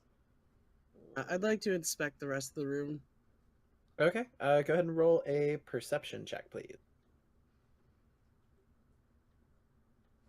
If you can find some good food. Ugh. Natural one. So as you're looking through the room, kind of poke your head into the pantry. Probably a bad idea. There are several spores that it's molding, it's gross, and as you kind of reach in and for a brief moment you think it might be a good idea to see if there's anything worth looking at in the pantry, just reach in to see if you can just check out behind the stuff on the shelf. You touch something and it goes, and this series of spores just kind of go off in your face. I need you to make a DC Constitution or a Constitution saving throw, please. Gross. Oh, nice. Okay. Perfect. You kind of you inhale it and go and pull your head back, but there's no adverse effects. You feel like, oh, that was nasty. Ugh. Yeah, it's kind of like in the back of your throat a little bit. Tasty. Oh God. Oh, that's wrong. Oh Lord. There's nothing in there for us. Okay. Let's see. What else is there in here? I guess I'll check around where like the table was, where the girl was. Mm-hmm. You said perception, or Yes. Yes. Yep. Go ahead and roll perception. Okay, 16. I'm gonna ignore that nat 20 because not advantage, but I take note of it. I see it. It's there. I recognize it. Um, I Namaste. seen it. So you are looking around. So your perception is, lower to the ground. You don't see anything on or near the table that's of interest. However, across the way, underneath of like where the food preparation area is, there's several cabinets that catch your eye. They look like they might be fun to go playing in. So you open one up and you climb inside, and looking around, you find a set of cooking utensils, and you manage to, after scurrying around for quite a bit, find 4 healing potions. Damn. Awesome. Question: The What kitchen? kind of cooking utensils? Like a Um, knife. Like a couple pots and pans. There's a really nice bronze looking, or no, we'll say like a copper pot that looks very fancy. It's a little heavy. Okay, so I'm gonna come out from the cabinet with the copper pot on my head, and then I'll have my hands behind my back, and I'm gonna go, look what I found, and I'm gonna like to show it What'd off. you find? I found this pretty pot, and it's like a hat, and then I don't know. I also found these. Girl, Anna. And she'll show everybody the potions, Okay. but then she'll put them in her bag.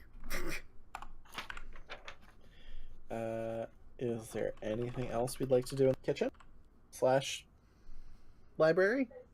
There's no food, so no. Okay. Let me think. So that was Where that, to that was next? that. I'm trying to see where we've gone. So far we've basically been in the left half of Right. this wing of the mansion. The billiard room, the sublet, and the guest room, as well as a very tiny room at the end of the hallway on the right, all appear to be unexplored so far. Let's check out the billiard room. Yeah. I guess just as Yeah, we it's go right up the next door. hall, we'll do like a Like a sweep. yeah. Okay. Is it a garden? Good eye. Maybe Uh, nature. That what that is? So, as you enter what is marked as the billiard room, you notice that it's actually a greenhouse. This large room is covered in a variety of plants that have overgrown their pots. A low magical light glimmers in the middle of. A scrawny, haggard man sits near the light, entranced by it. Yo. So as Eno says, yo, the man in the center turns around. He kind of scrambles and panics a little bit. He goes, "Nobody disturbs the master!" And the light that's in the center of the room suddenly glows at full force and kind of starts to represent a full moon. As it does, this causes the man to start to transform into a were-rat. And he starts to charge towards the party. Yay! I would like everyone to roll initiative, please. This place is fun. It was a nat 20, but subtract Oh, wow. 1. I don't I think have I've ever negative seen 1 that. to initiative. How is that even a thing that happens? Alright, I'm gonna use the back of this piece of paper. Because I'm not. Easier. I don't know what's my lowest. Hold on. Oh no. Where's initiative again? It's like in the Do your center at dexterity. the top. It's like it's like right in the center. Got it. I lose it all the time. I'm like, I know it's here somewhere.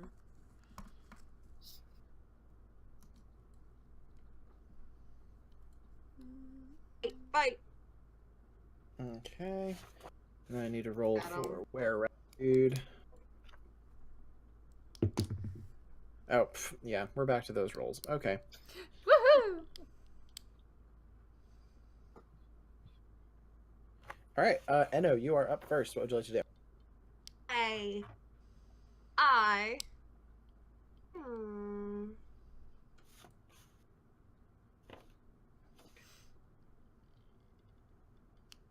The great sword out. And as he's charging to me, I like get in like a batting stance. Okay. Comes up to me. That doesn't hit. No, it does not. So as he's getting ready to charge at you, you kind of wind up and get ready to take a swing with a like a baseball bat. And as you do, the were-rat kind of sees you preparing and getting ready for it. He kind of ducks underneath of it. He goes, "Ah!"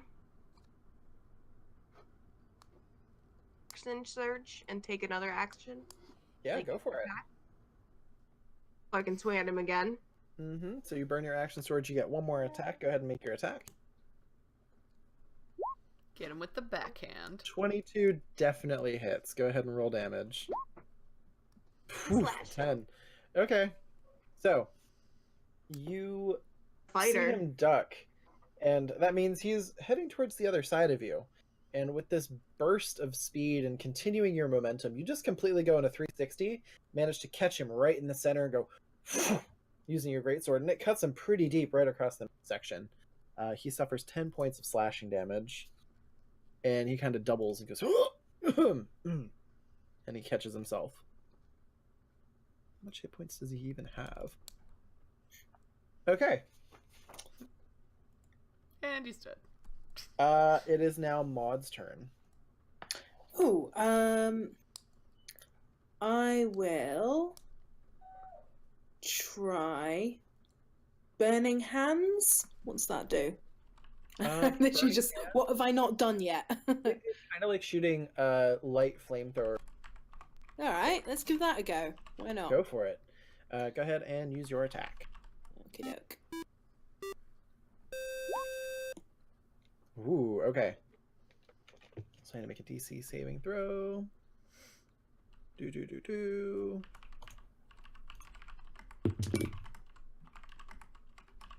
Okay.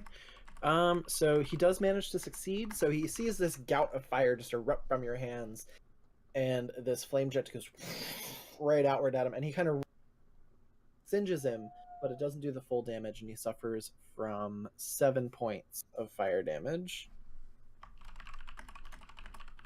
Okay. It is now Morrigan.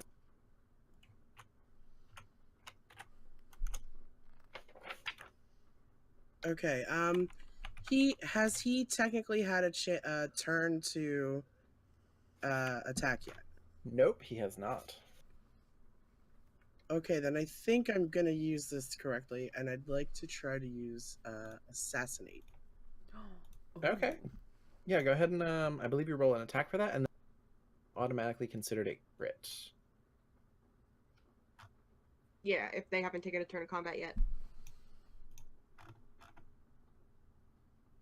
Sorry, that was the wrong thing. Hold on. I was That's like, wait. Yeah, I'm pulling it up here. Assassinate. You have advantage on attack rolls against any creature that hasn't taken a turn, and any hit you score is a critical hit. Okay, so yeah, go ahead and roll an attack with advantage. It's like a good moveset. Yeah. So either your daggers, or I believe you also have a rapier, a short sword you can use. All right, I'm gonna try the short sword. Okay. Short is? That 19 definitely hits. Go ahead and roll damage. And Okay. Is So it since- twice because it's critical? Is that how? Yeah, so since it is a crit, it doubles, and then we add 2, so it's going to be 4 points of damage instead of 6, because you double the dice roll. So you take your short sword and see that he's been hit with the great sword. He's dodging out of the way of this fire blast, and you kind of catch him as he's coming away from the fire, and you manage to stab towards him with the short sword and get aside a little bit. He suffers from 4 points of damage. He is looking in pretty rough shape right now. Excuse me, and then I sneezed. Is so Anna and Phelan are both on the same. Dexterity is higher. I also have the. I have a bonus action, Oh, that's right. so I'll choose to disengage. Okay, so you're gonna disengage, pop back a little bit, so hit on you. Okay. My dex is 12. Mine is a Okay. 16. Okay, so Anna will go first, and then Phelan will. Alright, so Anna's watching this go down, and she likes it because it's violent. It's important. So she is going to, again, get out her... I didn't realize so many things that I took required ruby dust. So now I just imagine her hands are always going to be stained red. So she's going to take out a pinch of ruby dust. You'll never know. And she's gonna do her little thing, and she's gonna cast Toll the Dead. So she's going to point at the creature. And because he's taken damage, it's a 1d12. Yes. So go ahead and roll your 1d12. And let me make his saving throw. It's a different die. He just... For whom the bell tolls. That's how I imagine It's a wisdom save? That's a question. Wisdom save, yeah. Yep, still doesn't succeed. He rolled a 13, needed a 14 to not suck. So he takes 6 points. Alright. 6 points of damage. Necrotic damage. Yes, which I think does something different too, right? No, not for this spell. Okay, so you take your crimson ruby dusted hand, kind of clap them together and then point. And as you do, this sound of bells, just the big, like, solemn church bells, just boom! And as you do, you see his body kind of get racked with necrotic energy as little flecks of green lightning kind of shoot around his body and suck the life from him. He suffers 6 points of necrotic damage. And it is now Phelan's turn. I'm just gonna swing with my scimitar. Okay. So you grab your scimitar, you unsheath it, and you kind of take a swing. Go ahead and roll your attack. 19 definitely hits. Go ahead and roll damage. 5 points of slashing. So you take your scimitar, and as the lightning crackles across the body, you kind of raise it and manage to bring it down right in between where his neck and his like collarbone meet, and you feel it sink deep and draw back, and he falls forward and goes, and he transforms back to a human as he falls. Can I kick him and see if he's dead? Sure can. So you give him a light little nudge. He does not move. Well, I guess that was one of the things we had to take care of. We did it. Anna's gonna run over and start rummaging all up in that body. From the dead body. Yeah. As the were-rat falls to the ground, the globe that had burst into full moonlight suddenly contracts back down to a soft glow and drops into the center of the greenhouse. I would like to investigate that. Go ahead and roll an investigation check. Investigation.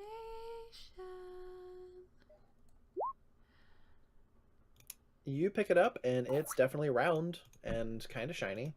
I've Don't got know the what it does, though. ball! Look how shiny it is! I think that's dangerous. And she's You just should gonna lick kind of it. like do. Also, because someone made a very good point, we have not had any music the entire day because we're stuck at preparing. There's a little bit of a background sound. Is anyone ever really compared? We're all about that production value here at Lady. Oh yeah. Oh yeah, totally. All the production value. Only the highest. With that said, it is usually the time that we take our break here. However, we've 2 rooms, I think, left to go. So I will open it up to you, ladies. Do you want to take a quick break and come back in like 10 minutes? Or do we want to just round out these last couple rooms and call it a night? I don't mind. I don't mind either. Yeah, we might as well. I didn't think we'd be this far, but yeah, we might as well. Yeah, I was gonna say I wasn't sure if anyone needed like bio break or wanted to get some water. I am just gonna refill my glass, but for the time being, I will just be playing with this ball. Okay. So, as you all exit the room, there's rooms left that still need exploring. There's the room on the map that's labeled guest room. Do I need one? And then a very tiny room at the very end of the hall. Where We would you also like to go? haven't been in the sublet. Oh, that's right. No, we've missed the sublet too. Yeah, quick question. Mm-hmm. The narrow room off of the library kitchen, was that the pantry? Yes. The one that is above the sublet, right? Yeah. Yep, that's where the pantry was. I guess let's just go, guest room, do I need one? All right. Everyone's cool with that? Yep, sounds good. Okay. So, you enter this room that you expecting it to be, you know, there would normally be a bedroom and possibly a wardrobe chamber of some kind. Instead, you are met with the smell of machinery and a little bit of oil, kind of the smells of singed metal that might have been welded. This is a workshop. Several mechanical constructs rest against the walls of the large room, which is also full of tools and work tables. Wooden cabinets with labels such as bolts and iron bars line the walls. One humanoid construct made of cogs and gears stands near 7 deactivated constructs, cleaning them with an oil rag. Yeah, I don't like this room. Not my jam. To the I cough and sort of clear my throat, see if the figure notices us. Okay. It seems to be a little entranced with what it's doing. It doesn't hear the cough. Excuse me? Hello? That does get its attention. It turns and looks at the party, and its eyes go from the teal color to red. And it turns around and immediately flicks a switch on the chest of the construct it's currently cleaning. Go ahead and roll initiative, and in the meantime, this is what the weird things on the wall look like. Oh, wow. Don't like them. Don't like them That's at all. creepy. I like it. I don't like any Which of it. room was this that we went into? Sorry. This is the guest room, maybe? Do I need one? Okay. Initiative. Okay, let me roll for this guy. Wow, my initiative rolls have been shit. Pure shit. Ooh. But then I remember I got a nat 20 last time, so. Oh, wow. Okay, let's see here.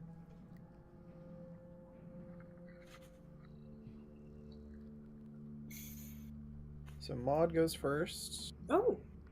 and then Morgan is second, Um. and then Phelan is third, and then the first construct, and Anna, and then Eno. And I gotta roll 1 for this new guy that just joined the fight. He's a 4, so that's cool. Still out of me. All right. So Maud, you're up. What would you like to do? There's I a think. construct that's panicking, and he's like trying to flip the switches. Then there's the one that's just coming to life off of the wall here. So there's one that's activating the other one. Correct. Right, so I'm gonna target that one. And I'm gonna try. Maybe I'll try Chill Touch again. Go for it. Go ahead and make your attack roll. And a 12 does hit. Go ahead and roll your damage. How do I do that? So on the chat where it says your roll, underneath there's Chill Touch. Go ahead and click on that. Mm-hmm. Perfect. Okay. So you point, and the green streak of energy flies across the room. It smacks right into the center of this construct, and as it does, you can see the electricity that's powering it kind of falter for a moment, and it goes, and it kind of comes back. It suffers from 5 points of necrotic damage. All right. Morrigan, it is your turn. Okay, I think if I'm reading this right, this should be effective. I'd like to try a sneak attack. Okay, yeah, go ahead. So you're hiding currently. You're getting the. You're gonna go ahead and get your extra dice. So let's go ahead and roll whatever your attack is. Hit. We'll roll an additional 2d6 on that. Okay, I'm gonna go rapier. Okay. 12 does hit. Go ahead and roll damage for that first. All right. And then for the sneak attack damage, on the left side of your screen, there's like a little tray. The second one from the bottom looks like a 20-sided die. That'll open up the dice roller. And then go ahead and click on that D6 icon twice, and that'll roll 2d6 in the chat for me.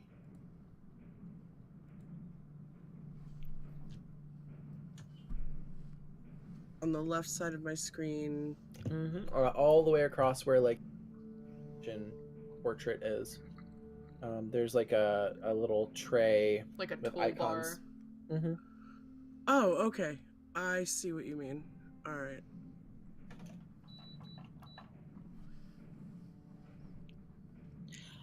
If it's all right, I'm just gonna go and grab a drink, but I'll be back. Yeah, go for it.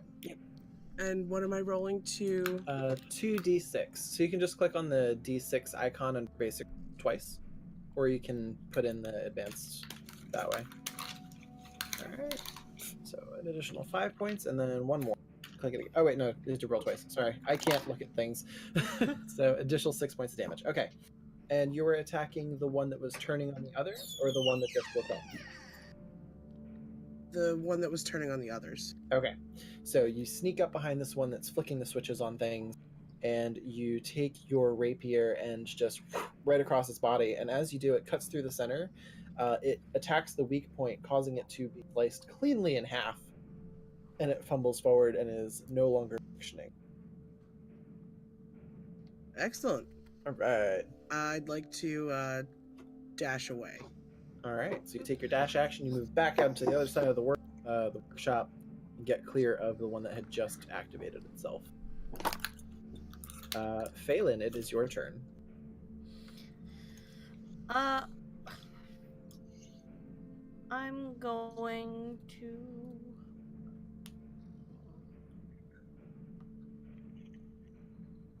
Good question. Going to cast oh come on, spells. Show me my spells, please. There we are. Gonna cast Thunder Wave Okay. at the robot. You got it. So we're gonna go ahead and cast Thunderwave. That is up here. Perfect. Okay, so DC 14. It does not succeed, so it suffers 7 points of damage. So you walk forward and you clap your hands together, and as you do, loud clap emanates in the direction of the constructs and just rattles them against the walls there. Since you basically did it at point blank, let's go ahead and roll an additional d4 of damage on that. So it's going to do 7. And then if you want to open up the dice roller on the left, perfect. So it's going to suffer 8 points of damage. So in one fell swoop, you come in, you clap your hands together, the thunder knocks it against, hits the concrete behind it and kind of shakes for a second. Several parts of it seem to crack under the pressure of being slammed against the wall. One of the eyes goes out, like kind of cracked. The other one's still active, and it's kind of clicking against the wall for a second. It is going to lurch forward. And that ends your turn. Is there anything else you'd like to do? Nope. Okay. it is going to take 2 fist attacks, just with boom, boom, and try and bomp you. Since you're right in front of it. The first one is a 15 to hit. That hits. Okay, and then the second one is a natural 1. Oh boy. So the first one hits and does 1d damage. So let me put that here. It takes its arm up and it goes boop, and it tries to come down and it kind of hits you right on the shoulder here, and just it doesn't hurt that much. It suffers you suffer 2 points of damage. The other one, as it's kind of mechanically failing, it tries to bring the other one down on your arm, just gets stuck and goes kink in that position and doesn't move, and the shoulder joint just goes out. It is now Anna's turn. Okay. So, since I missed when we first came in the room, how many of them are So there? There are 7 constructs on the wall, and there was one that was cleaning all of them. Okay.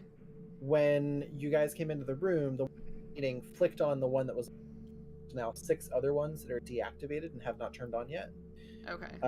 The one that was turning everybody on He is was now the killed dead. one. Yep, and the one that's up against the wall is the only one still active. Okay. That's what I thought, but I wasn't sure how many of the other ones there were. So Anna's just going to cast Chill Touch because she saw Maud do it, and she's like, "Oh, that looked like it did pretty okay." Okay. So again, little ruby dust, and she's gonna cast. And a 16 does hit. Go ahead and roll damage. 4 necrotic, please. 4 necrotic. Okay. So you rub your ruby hands together, kind of go, make little finger pistols and go, pew! And as you do, kind of like playing with a toy gun, you shoot the green bolt that just fires across, hits the construct, and the electricity that's powering it is sapped forth, and just you see it leave the body and it fizzles out. The one eye that still works goes dim, and the entire construct stops moving. Yay, I did it!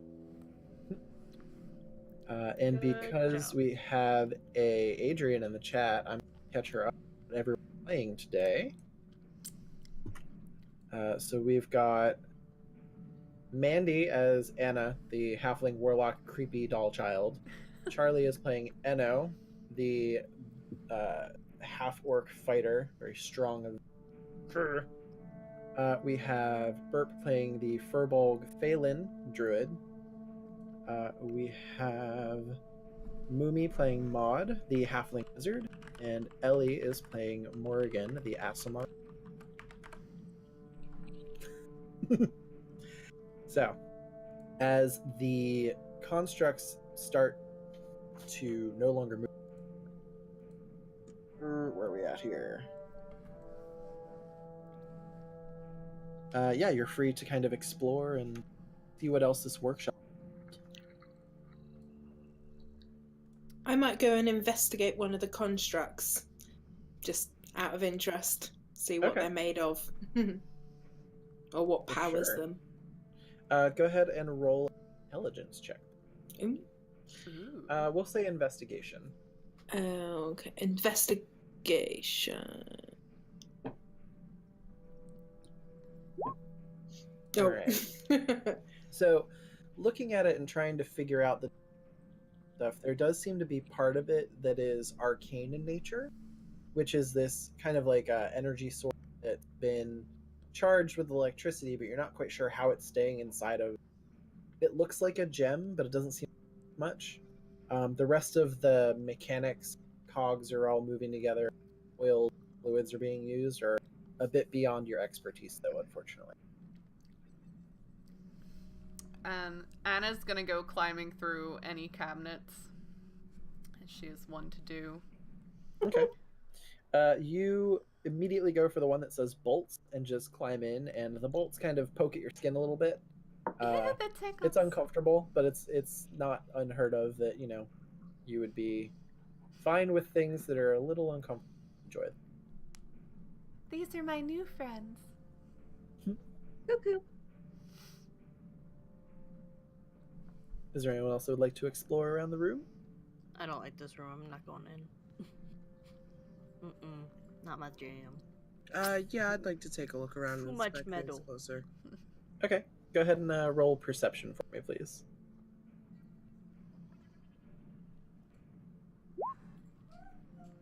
Okay, a 5 is exactly what you needed because there is a glass display case in the corner of the room, kind of near one of the workbenches, and it has a chunk of rock in it and a little etched placard on it. It says Moon Shard. Okay. Can I further inspect the moon shard? You can. In order to do so, you'd have to put a glass case around it.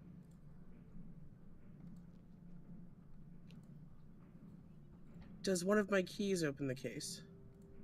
No, it doesn't appear that it's actually sealed. One of the keys would have been to the vault door, and one of them would have been to the pantry, I believe. Okay. So it's just open the glass door?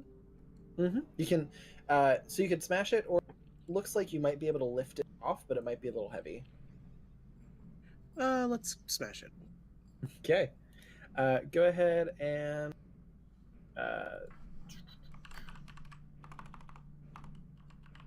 let's say we're just gonna make an acrobatics check because you're just gonna like push it and move out of the way. 15 will do it. So you push the top of the glass case and you kind of lean into it. It manages to topple over and crash on the floor, and you kind of sidestep all the falling glass. The moon rock is there, and you kind of pick it up, and it definitely does feel really heavy.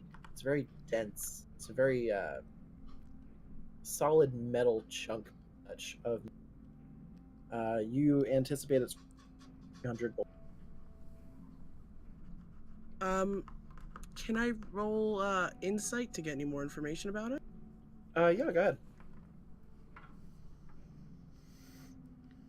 Okay. So you kind of turn it over in your hand, realize that etchings on it, like the way that it was cut, it does seem to be natural. You kind of get the sense that this might have been the first thing that Siegfried had managed to teleport back successfully when testing whether or not he could get to the moon. It doesn't hum with any kind of magical essence or power. However, your experience with the arcane, you are familiar that certain astrological bodies or metals and materials could be used. All right, I pocket it. All right, just go bloop, right into the pocket. Perhaps we should move to another room? Yes, Yeah. I like finding things. And she comes out and she's got like a couple bolts jammed in her pockets. So are we in the guest room currently? Yes, it is on the map as the guest room. Why don't So- we check out the tiny room just outside? Okay. Oh yeah, I didn't even see that. So you open the tiny door, or you open the Oh, door. is to the that tiny what room. that is? I'm like, I still don't see the tiny room. I got it. This small room features a hole in the ground, which a foul odor wafts. You can kind of guess which room this is. Okay then. This room is stinky. I don't like it. I think we could probably move on to the sublet unless there's a reason to inspect the bathroom. I'm gonna say probably not. Screw You want to I don't wanna inspect be the there. stinky hole? You can. Ain't Oh. nothing stopping you. I got text that tells me what to do. There could be There- treasure. We write out text for that. I'm gonna course they will.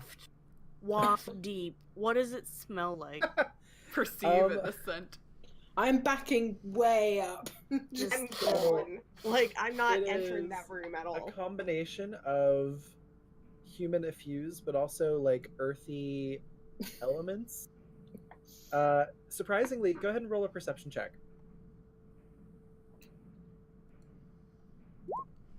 All right. Less so much the smell, but you do hear the sound of rushing water from deep within the hole.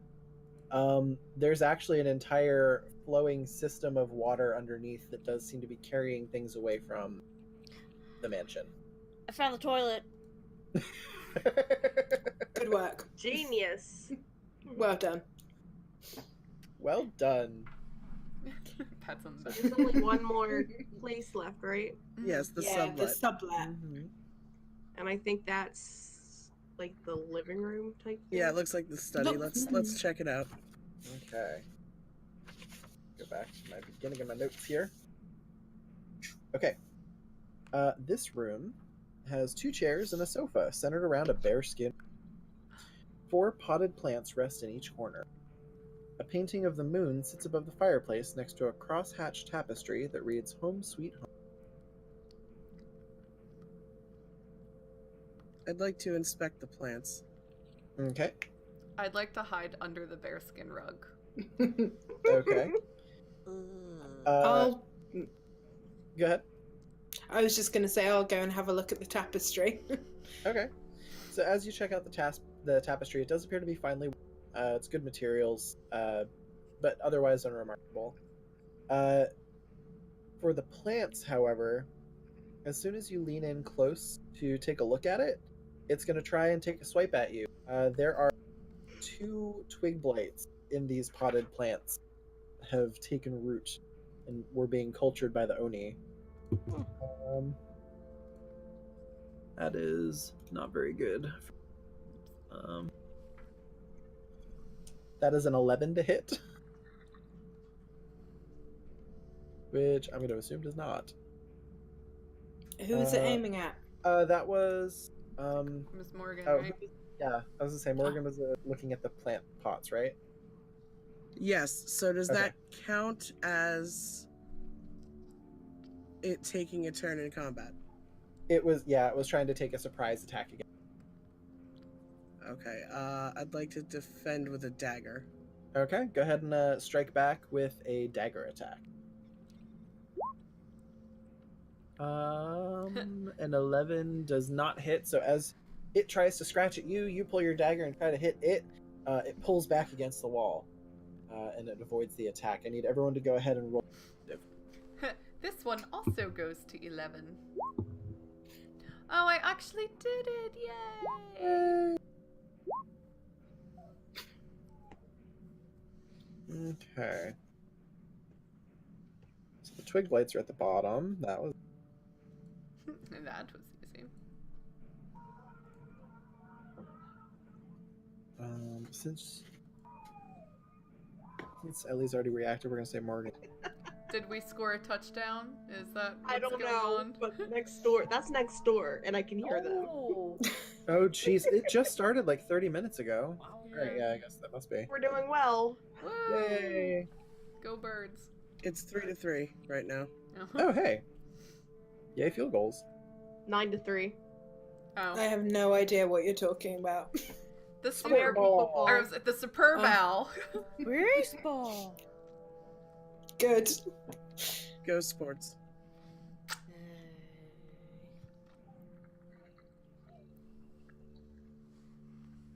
It's not even in my house. That's next door, That's so impressive. funny. and I can hear them. So, Morgan, you are still up as you are first on the initiative order. What would you like to do? Oh, okay. So you've got the two twig blights are basically sitting in potted plants. The one which is you've already taken an attack against is kind of back up against the wall, but you could take brand new attacks at. Okay, yeah, the one nearest to me, I'd like to go after with the rapier. Okay, so you sheath your dagger, you pull out your rapier, and in the same swipe, you go ahead and attack. Go ahead and roll. 7 unfortunately does not hit, so it kind of sees you reaching for the bigger sword, and it manages to start crawling out of the pot and kind of get away from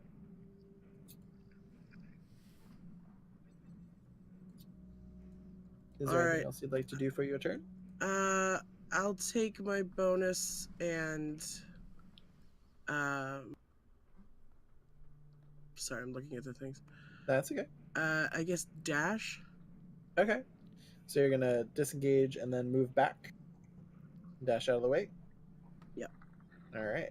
So you put a little distance between yourself and from the twig blights.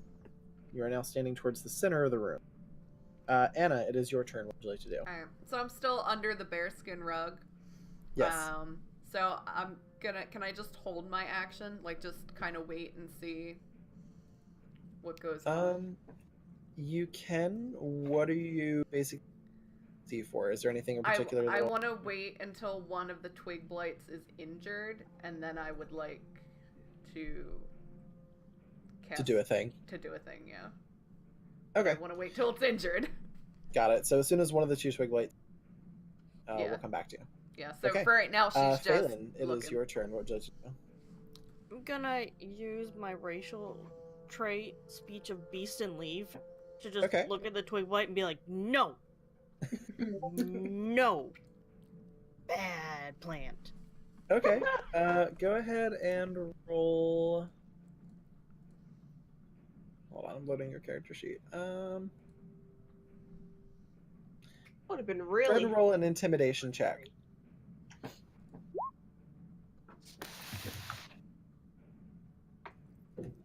That actually works. Okay.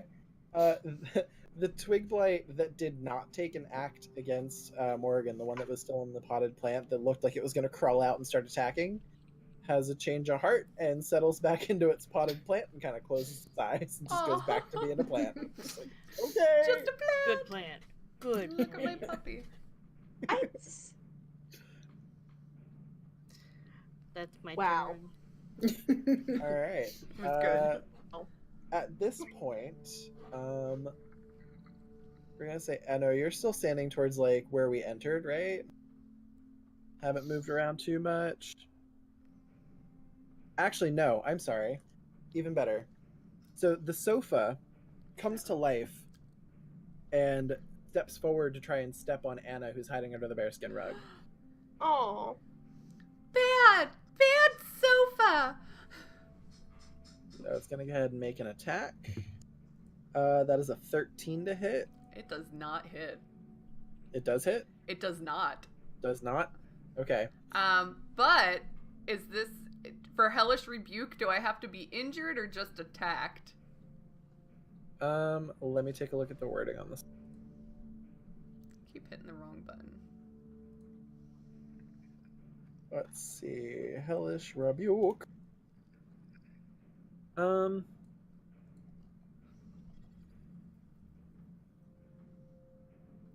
You point your finger and the creature that damaged you is momentarily surrounded. Yeah, so I would say it probably has to do damage. Okay. Sorry. She shakes her tiny fist at the couch under the bearskin rug. And then Belle also shakes her tiny fist. That's terrifying. It is now Maud's turn. Oh, that's me. So we've got one plant creature still. Yes, there's one plant creature that is standing in front of Morrigan that is kind of Mhm. itself against the couch that has suddenly sprung to life and tried to stomp on Anna. Okay, I'm going to. I believe you can do magic missile at targets. That right? I think Yes. that's what it says. Yep, you can Yeah, it throw automatically darts. hits. Yeah, at any characters, you just have to tell me how many arrows hit each one, and I'll do the math. Okay. I'll do that then. Okay. Magic missile.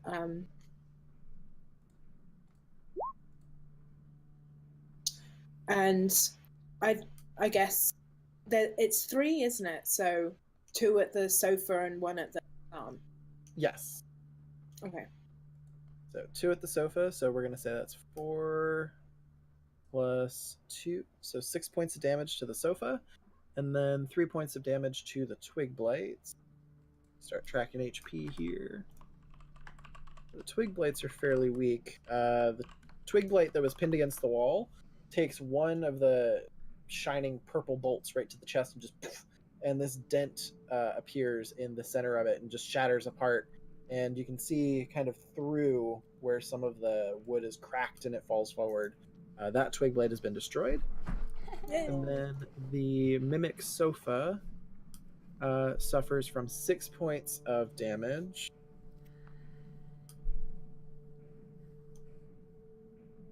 The bolts sink into where you would normally sit, because poof, poof, and it appears you would expect it to be kind of soft. However, it's harder and it's the actual body of the thing. A tongue pops out from the seat cushions in the back of the chair and just kind of goes, yeah, and like swipes where it had been hit. Since that's now damaged, can I take my thing against that? Sure. Okay. So now, still shaking their tiny fist, Anna's gonna cast Toll the Dead on the mimic. Okay. So again- you shake your hands, and this death knell rings out with Boom. 1d12. D12. And I'll make a wisdom saving throw. The sofa is only 8 points wise. It does not succeed, and it suffers 5 points of necrotic damage. Heh. Alright. And is it? It is now Enno's turn. Well, I was gonna say, could I move, or is it within? Any movement probably would have needed taken. Okay. All right. Yeah. Then I will stay. Okay. Sofa. Great sword. Great sword, you got it. Seeing this thing pop to life, you kind of are a little startled. Go to bring it down. However, the sofa sees it coming and kind of scampers out of the way. The legs clacking as it kind of goes and moves out of the side. I hate magic. That's all. We're back to the top of the round. Morrigan.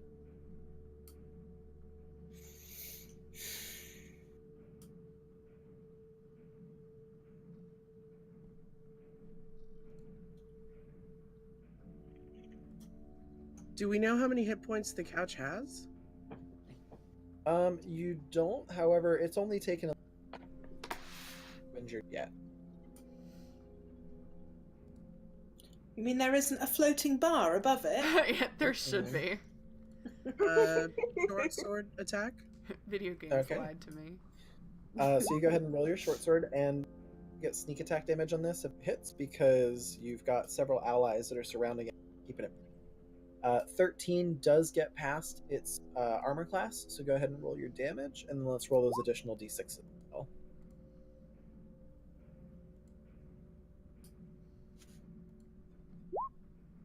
Okay, so take 7 points damage overall. So you take your short sword and you manage to kind of sneak up behind it, and you take the short sword and instead of making a slashing attack, you kind of hold it reverse sword in the stone style and thrust it into the couch, and it pokes through the back of one of the cushions and sinks through and pulls back out, and it kind of reels, and you hear this like this grumbling as you pull your short sword back out. All right, and I will take the opportunity to dash out of the way. All right, so you pull away and you move out a little. Anna, it is now your turn. All right. I'm gonna go stick with the bells. Just gonna keep hamming it up. Okay. It does not seem to be a wise couch, so I'm not gonna click on the thing again. The thingy. The No, it's okay. description. Go ahead and roll damage. 11 does not beat the resistance, so it suffers 4 points of holy bell damage. Holy bell damage. Holy bell damage. All right. And it is now it's now Phelan's turn. I'm just gonna swipe at it with my scimitar. Okay. Go ahead and roll your attack. 18 definitely hits. Go ahead and roll damage. Okay. So, as you make your attack, you manage to sink into it pretty well. However, tries to dodge out of the way, getting racked by this necrotic energy. It sort of starts shifting and moving, and it's moving in left and right, up and down, trying to shake off this energy that's sucking the life from it. It manages to kind of duck the armrest right as you take your swing at it, and it only suffers 2 points. It's looking pretty beat up at this point. Got some stuffing coming out. Got some You've noticed that underneath of this stuffing appears to be some flesh that's starting to be a little torn asunder. It's disgusting. It is now the mimic's turn. It is going to take another attack at Anna, who's under the rug in front of it. It is going to make a bite attack, lean down, and try and see these teeth start to protrude from the back of the chair and the bottom of the cushion, start to stick through. This has got to be a sight. Like, tiny halfling doll creep child under bearskin rug being attacked by couch. Yeah. That's only 8 on the attack roll. Does not hit. Get It fucked! It tries to reach down and start underneath of the bearskin rug, however shape that it's in. The front of the couch starts to actually connect with the bottom and can't get low enough to reach you at this angle. I'm quite nimble. It is Maud's turn. Okay. I will just go for chill touch again. Okay. 'Cause why not? Ah. Ooh. So that 24 definitely hits. Oh, yeah. Oh, nice. And 8 points of necrotic damage. All right. So you point towards the mimic, and as you do, the ray fires from your hands, and it connects, and it again continues to rack it with necrotic energy, and it suffers 8 points of damage. Now down to... Okay. Enno, it is your turn.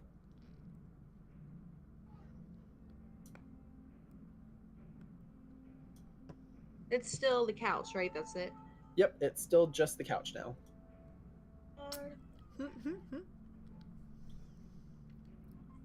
I'm just gonna great sword it. All right, 15 hits. Go ahead and roll damage. Wonderful. I was hoping this would happen. What do you mean? So this is the last enemy within the entire dungeon. How would you like to destroy this couch? Well, my beautiful great sword. Adam, and I love having a great sword now. Right? Being a fighter or barbarian is pretty legit. It's so much fun. I'm in midair and go whoosh. All right. So, in this smaller sitting room, and you're kind of moving out of the way of this Nick that's trying to bite at Anna underneath of the bearskin rug, you kind of get back and get a little bit of a running start. You kick off one of the bookcases and launch yourself into the air, bringing your greatsword over your head, and you swing it down with all of your and you manage to cleave the mimic straight in half, cleaving through the soft outer bits of the couch itself into the beast that lies within. Straight down, pull through. You even managed to get the tongue right in half, and it just falls in on itself. Ichor and goo just starts to seep from the inside of its body and lean into it. And you kind of pull the blade back and just get all the ichor off of it, flick it along the floor. Does any of it get on Anna since she's also on the floor? I will leave that up to you. Do you want me to get some on Anna? No, I was gonna throw a hissy fit if you did. No, I would probably be careful not to get it on Anna. Okay. So none of the ichor and goo manages to get on Anna. However, it is sinking into the carpet, which is pretty near to where you are. Alright, so she's gonna get up out of the bear skin rug and Alright. For each of us, guys. Underneath of the couch, you notice that there's a hat kind of rolls out. Must have been underneath of it, still storage.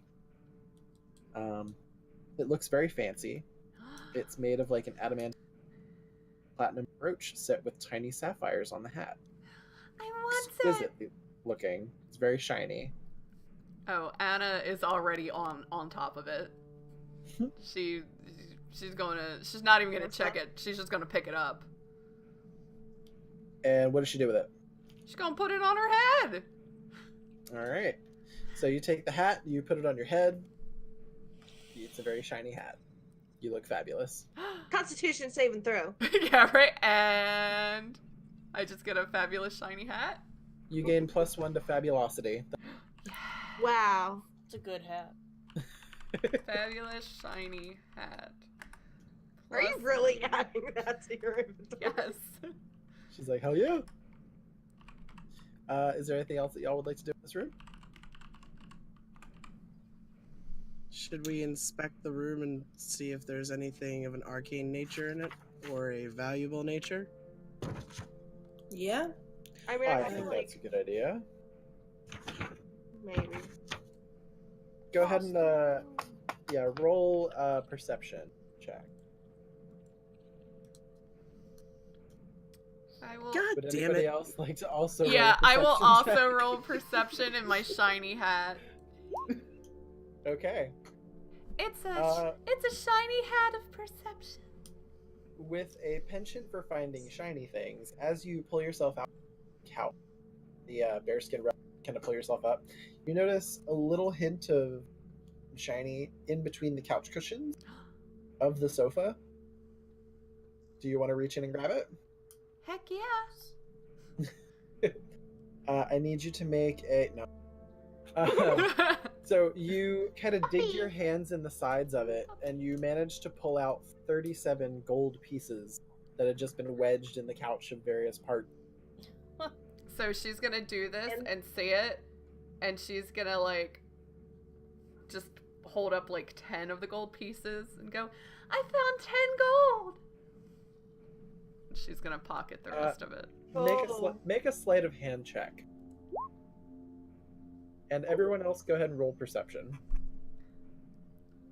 Perception check or just Yeah, skill? perception check. Actually, no, it'd be your passive wisdom, passive perception. Oh. Mine's 16. Let's see. I don't think anyone's higher than 18. Yeah, I'm a 14. Okay. So yeah, no one notices you pocket the rest. She gives a tiny high five to Belle. I have a sleight of hand ability. Would that help me perceive that any better? No, unfortunately. Okay. She's being sneaky with it. If you were looking for... Since she was just But since we're being not sneaky looking real for quick. anything, it's just like happening. Yeah, it's basically your passive. I did the Perception score. age-old look over here. Oh, look! 10 gold! Alright. Is there anything else you would like to do in here? I think we should go get paid now. Yeah, I think, Sounds I like think a that sounds good. plan. Okay. And then maybe I So- can go get some ale again. You all make your way back to the observatory, and as you do, Siegfried is in the process of analyzing this tree and deciding what he's going to do with it. He is kind of assessing if it door, if he can teleport it out, if he can to the item somehow. And you notice you all come in. Oh, hello. How's everything going? Wonderful, I hope. Everything's great. I got a hat! We killed your sofa. He looks kind of puzzled. I don't have a sofa. It was a mimic. Ah, that explains it. Okay. I was gonna say I only have sitting chairs. I don't like sitting next to people. I don't like people sitting near me. It's just a weird thing. But yeah, that would explain that. Okay. Interesting. Very interesting. So I take it everything else is good to go. Everything's nice and Everything's done. livable. Hopefully, not necessarily clean. I'll have Clatter take care of that. But nothing that's gonna jump out and attack my face. I mean, your bathroom smells, but Ah, yes. Understandable, I suppose. I could enchant it. I wonder if I could enchant it to smell like pine. You probably Perhaps could. marshmallows. enchant should your do toilet. that. Do it. Get back to us when you do. No, make it like bigger and have like a sink in there. I mean, Maybe one of those lids that close over it? He seems completely baffled by the concept of. Why would you want to put well, a lid on we your need our money toilet? now. That's weird. Oh, yes, of course. 500 gold each. Hold on for a moment. He kind of traces an arcane rune in the middle. Empty nothingness, and his arm just kind of disappears up to the midway point, And when he pulls back, he's holding a pouch, and he opens it up, and he Oh, counts cool. out a combination of gold and platinum pieces in each of your hands, respectively, before chucking it back into the alternate dimension. Whoop, just kind of clears up, and the bag disappears from sight. Huh. Well, thank you so much for your help. 500 and, gold. Yeah, everyone gets 500 gold. It's not a Yes! trap. We actually all get 500 gold. Yeah, everyone actually gets the money. And he Damn. goes, well, that was wonderful. Thank you so much for your help. But if you don't mind, I've got a lot to attend to, and I don't like having visitors. And with that, he raises his hand, he snaps, and all of you, without shifting, without blinking, without any sort of flash or filigree, pop back into the bar that you started in, all sitting around the same tables, all with your same mugs. And the only But thing with the that's money? the only thing that's different is you're all a little bit richer, and A Anna's got lot a fancy bit hat. richer. And I got fancy And hats. I've got a moon rock. And you've got a ring. moon rock. Did you want the tree? I could have brought the tree back with us. So we're now back in the tavern Mm-hmm. with nobody seeing. Can I take that vial of poison that I got, and can I maybe put that in some of the like a barrel of the ale? To get access You are to get that evil! bar, you would definitely have to make it behind the bar, unseen, and then manage to get back to it. Do you want to try and go for it? Yes. Alright, go ahead and roll a stealth check with do- disadvantage, because you all just popped into the center of this room. But I'm naturally stealthy. Yeah, but it's a little hard Oh, to works. not be seen when you're popping in. Oh, Seriously? damn, yeah, she is naturally stealthy. I'm naturally Okay. stealthy. So, Poison Very- the entire water supply. very quietly, and without even your own party members noticing, they all start talking, and someone, a barmaid comes over and starts asking, oh, well, what can I get you, my dears? And you all order various drinks, and it's at this point probably 8 or 9 o'clock at night. You're starving, order some food, and then the next thing you know, you all look around, and Anna's just gone. Meanwhile, Anna, you've snuck under the table and kind of wandered away back into the storeroom. You've gotten this far. Let's say you're behind the bar. What would you like to do? I'm going to find something. Let's see. We drank the Ivy Port, like an IPA, not a great ale. And I just want to take the vial that I have and just boop boop boop into that barrel. Okay, go ahead and roll sleight of hand, and I'll pick them. Cast. Okay. What was that? Oh, shite. 5. So, trying to be sneaky, you start climbing up onto this big cask that has a tap in it, but has been otherwise sealed. You do manage to find what looks to be a weak point and take out a dagger to try and pry it open. And as you do, you manage to pull it open just far enough that you think, oh, I'm just going to take my poison and just pour it in there. And you manage to kind of spill it, and it doesn't go in the hole, it just manages to go outside of the wood. It's not super satisfying. However, the wood start to singe a little bit and start turning black. And it's possible that maybe some of it got inside. I'm just gonna turn to Belle that I'm holding and be like, I told you we should have put it in the Ivy Port instead. And she's gonna throw down the glass vial and just storm back out to her party. As you throw the glass vial down, the bartender turns around and goes, what are you doing back here? And just I was kinda looking for the bathroom. I got lost.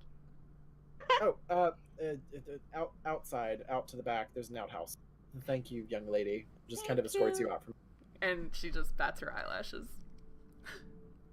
And with that, the night comes to a close. You all take up rooms in the tavern to make your way back the following day to continue your adventures, writing the tale that will be sung by the bards for the age. The end. Evil girl who likes to poison people. I'm thinking I might use Surprise, Anna as we all died because we got poisoned.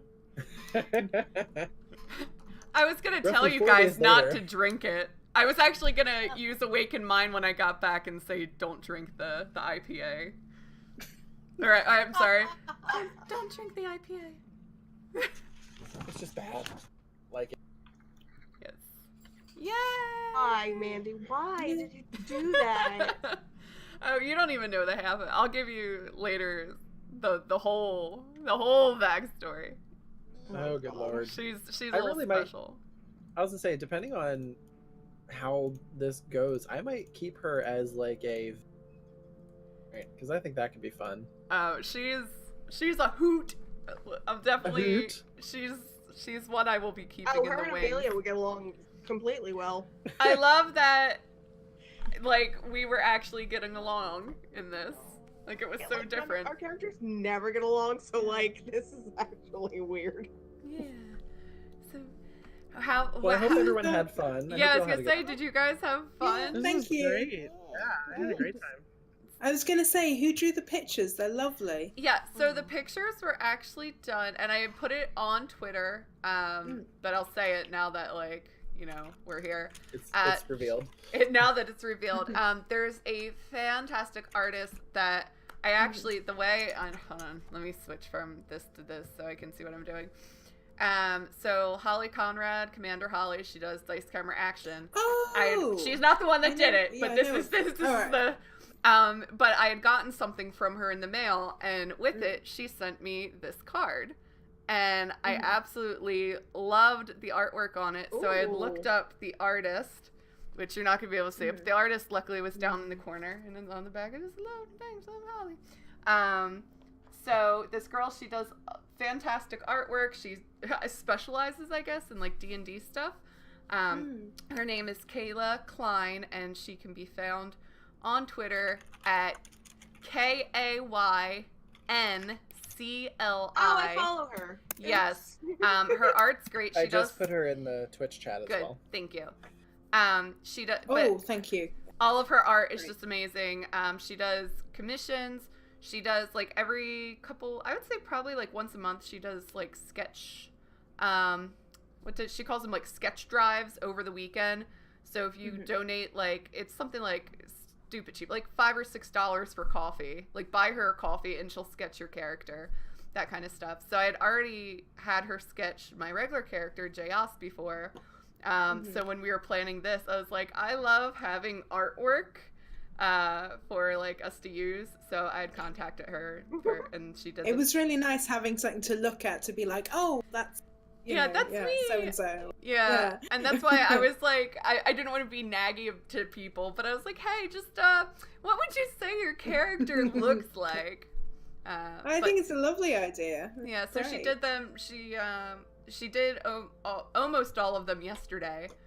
She was like traveling somewhere. She told me, she was like, oh well, I'm gonna be like in the car for a long time, I'll just do them in the car. So they almost all were also done in the car. See, that amazes me because we came up with this idea, what, like Wednesday?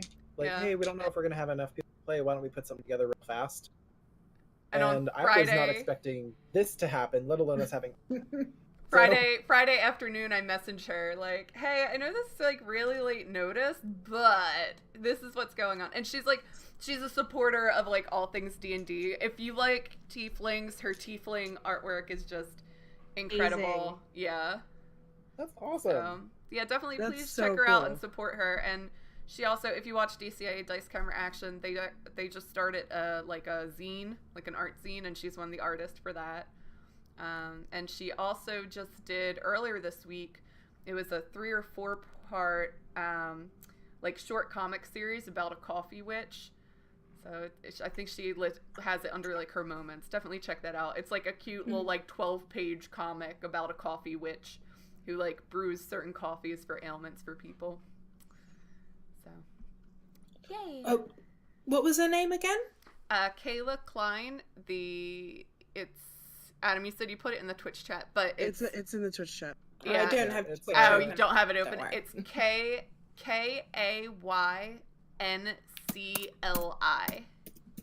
And I will also put it into the Sisters Slay official Discord. The Lady Which we Gamers have Night now. Discord. Yes, and I meant to put links for that. But you know, things, they happen. So, anything else? Oh, fantastic. Yeah, go check her out. There we So go. yeah, thank you for our lovely people that joined us. Burp, Moomie. I almost actually read Elaine, and I was like, whoa, who the hell is Elaine? Ellie. Yeah, I changed my display name, but it didn't come. I was like, who is this imposter who's been here the whole time? Oh my god. Right. you boys. Yeah, we definitely we hope to do this more. Like we said before, our regular schedule kind of just got skewed because of work and life, and then I like ran off to California, and like that screwed things up. Yeah. We went to Disney, but Now seems like a really good time to mention. I think the next time we would play on the 8th, I have a wedding. I was actually looking at our calendar, and I was like, yeah, Stop Adam being so has a popular. wedding. Adam, God. So I'm gonna say I might not get how shot. I will be happy to share the Yeah. small thing I've amassed. Yes. So if anyone wants to run another, well, Yeah. I'll We'll help you have get it to- set up and everything before I leave. But I think that'd be a lot of fun. And I really Yeah. like the concept of doing these. Not just us getting to play, but we also get to get some the other people that maybe try a crack at D&D that have never had a chance, or Yeah. that just haven't. Well, I think love the idea of being able. I think a couple do of these you more often. haven't gotten to play at all before, right? Like this is your This first. is my first ever game of D&D. Yay! But you did so good. Yeah. We all did. I was really impressed. I was very I excited. loved it. Well, thank you for having me. Yeah. Sure. Anything God. else we have Next to door is say? freaking out. I know. Now I'm like I want to go get some wings maybe and We're winning. woo! Oh snap! 15 to Football. 3. Eagles versus Oh, Patriots. ew. Big Go game. Eagles. Superb hour. So I guess with Um, that we will sign off. Right? Yeah. Thank you everybody for tuning in. Like we said, we're typically every other Sunday. Might have some changes up here and there, and then if you go also to our Twitter, which is @LadyGamersNight, you could see when we do random streams, like when we get bored, like you do. So with that, goodbye. Bye-bye. Bye. Bye, stream. Bye.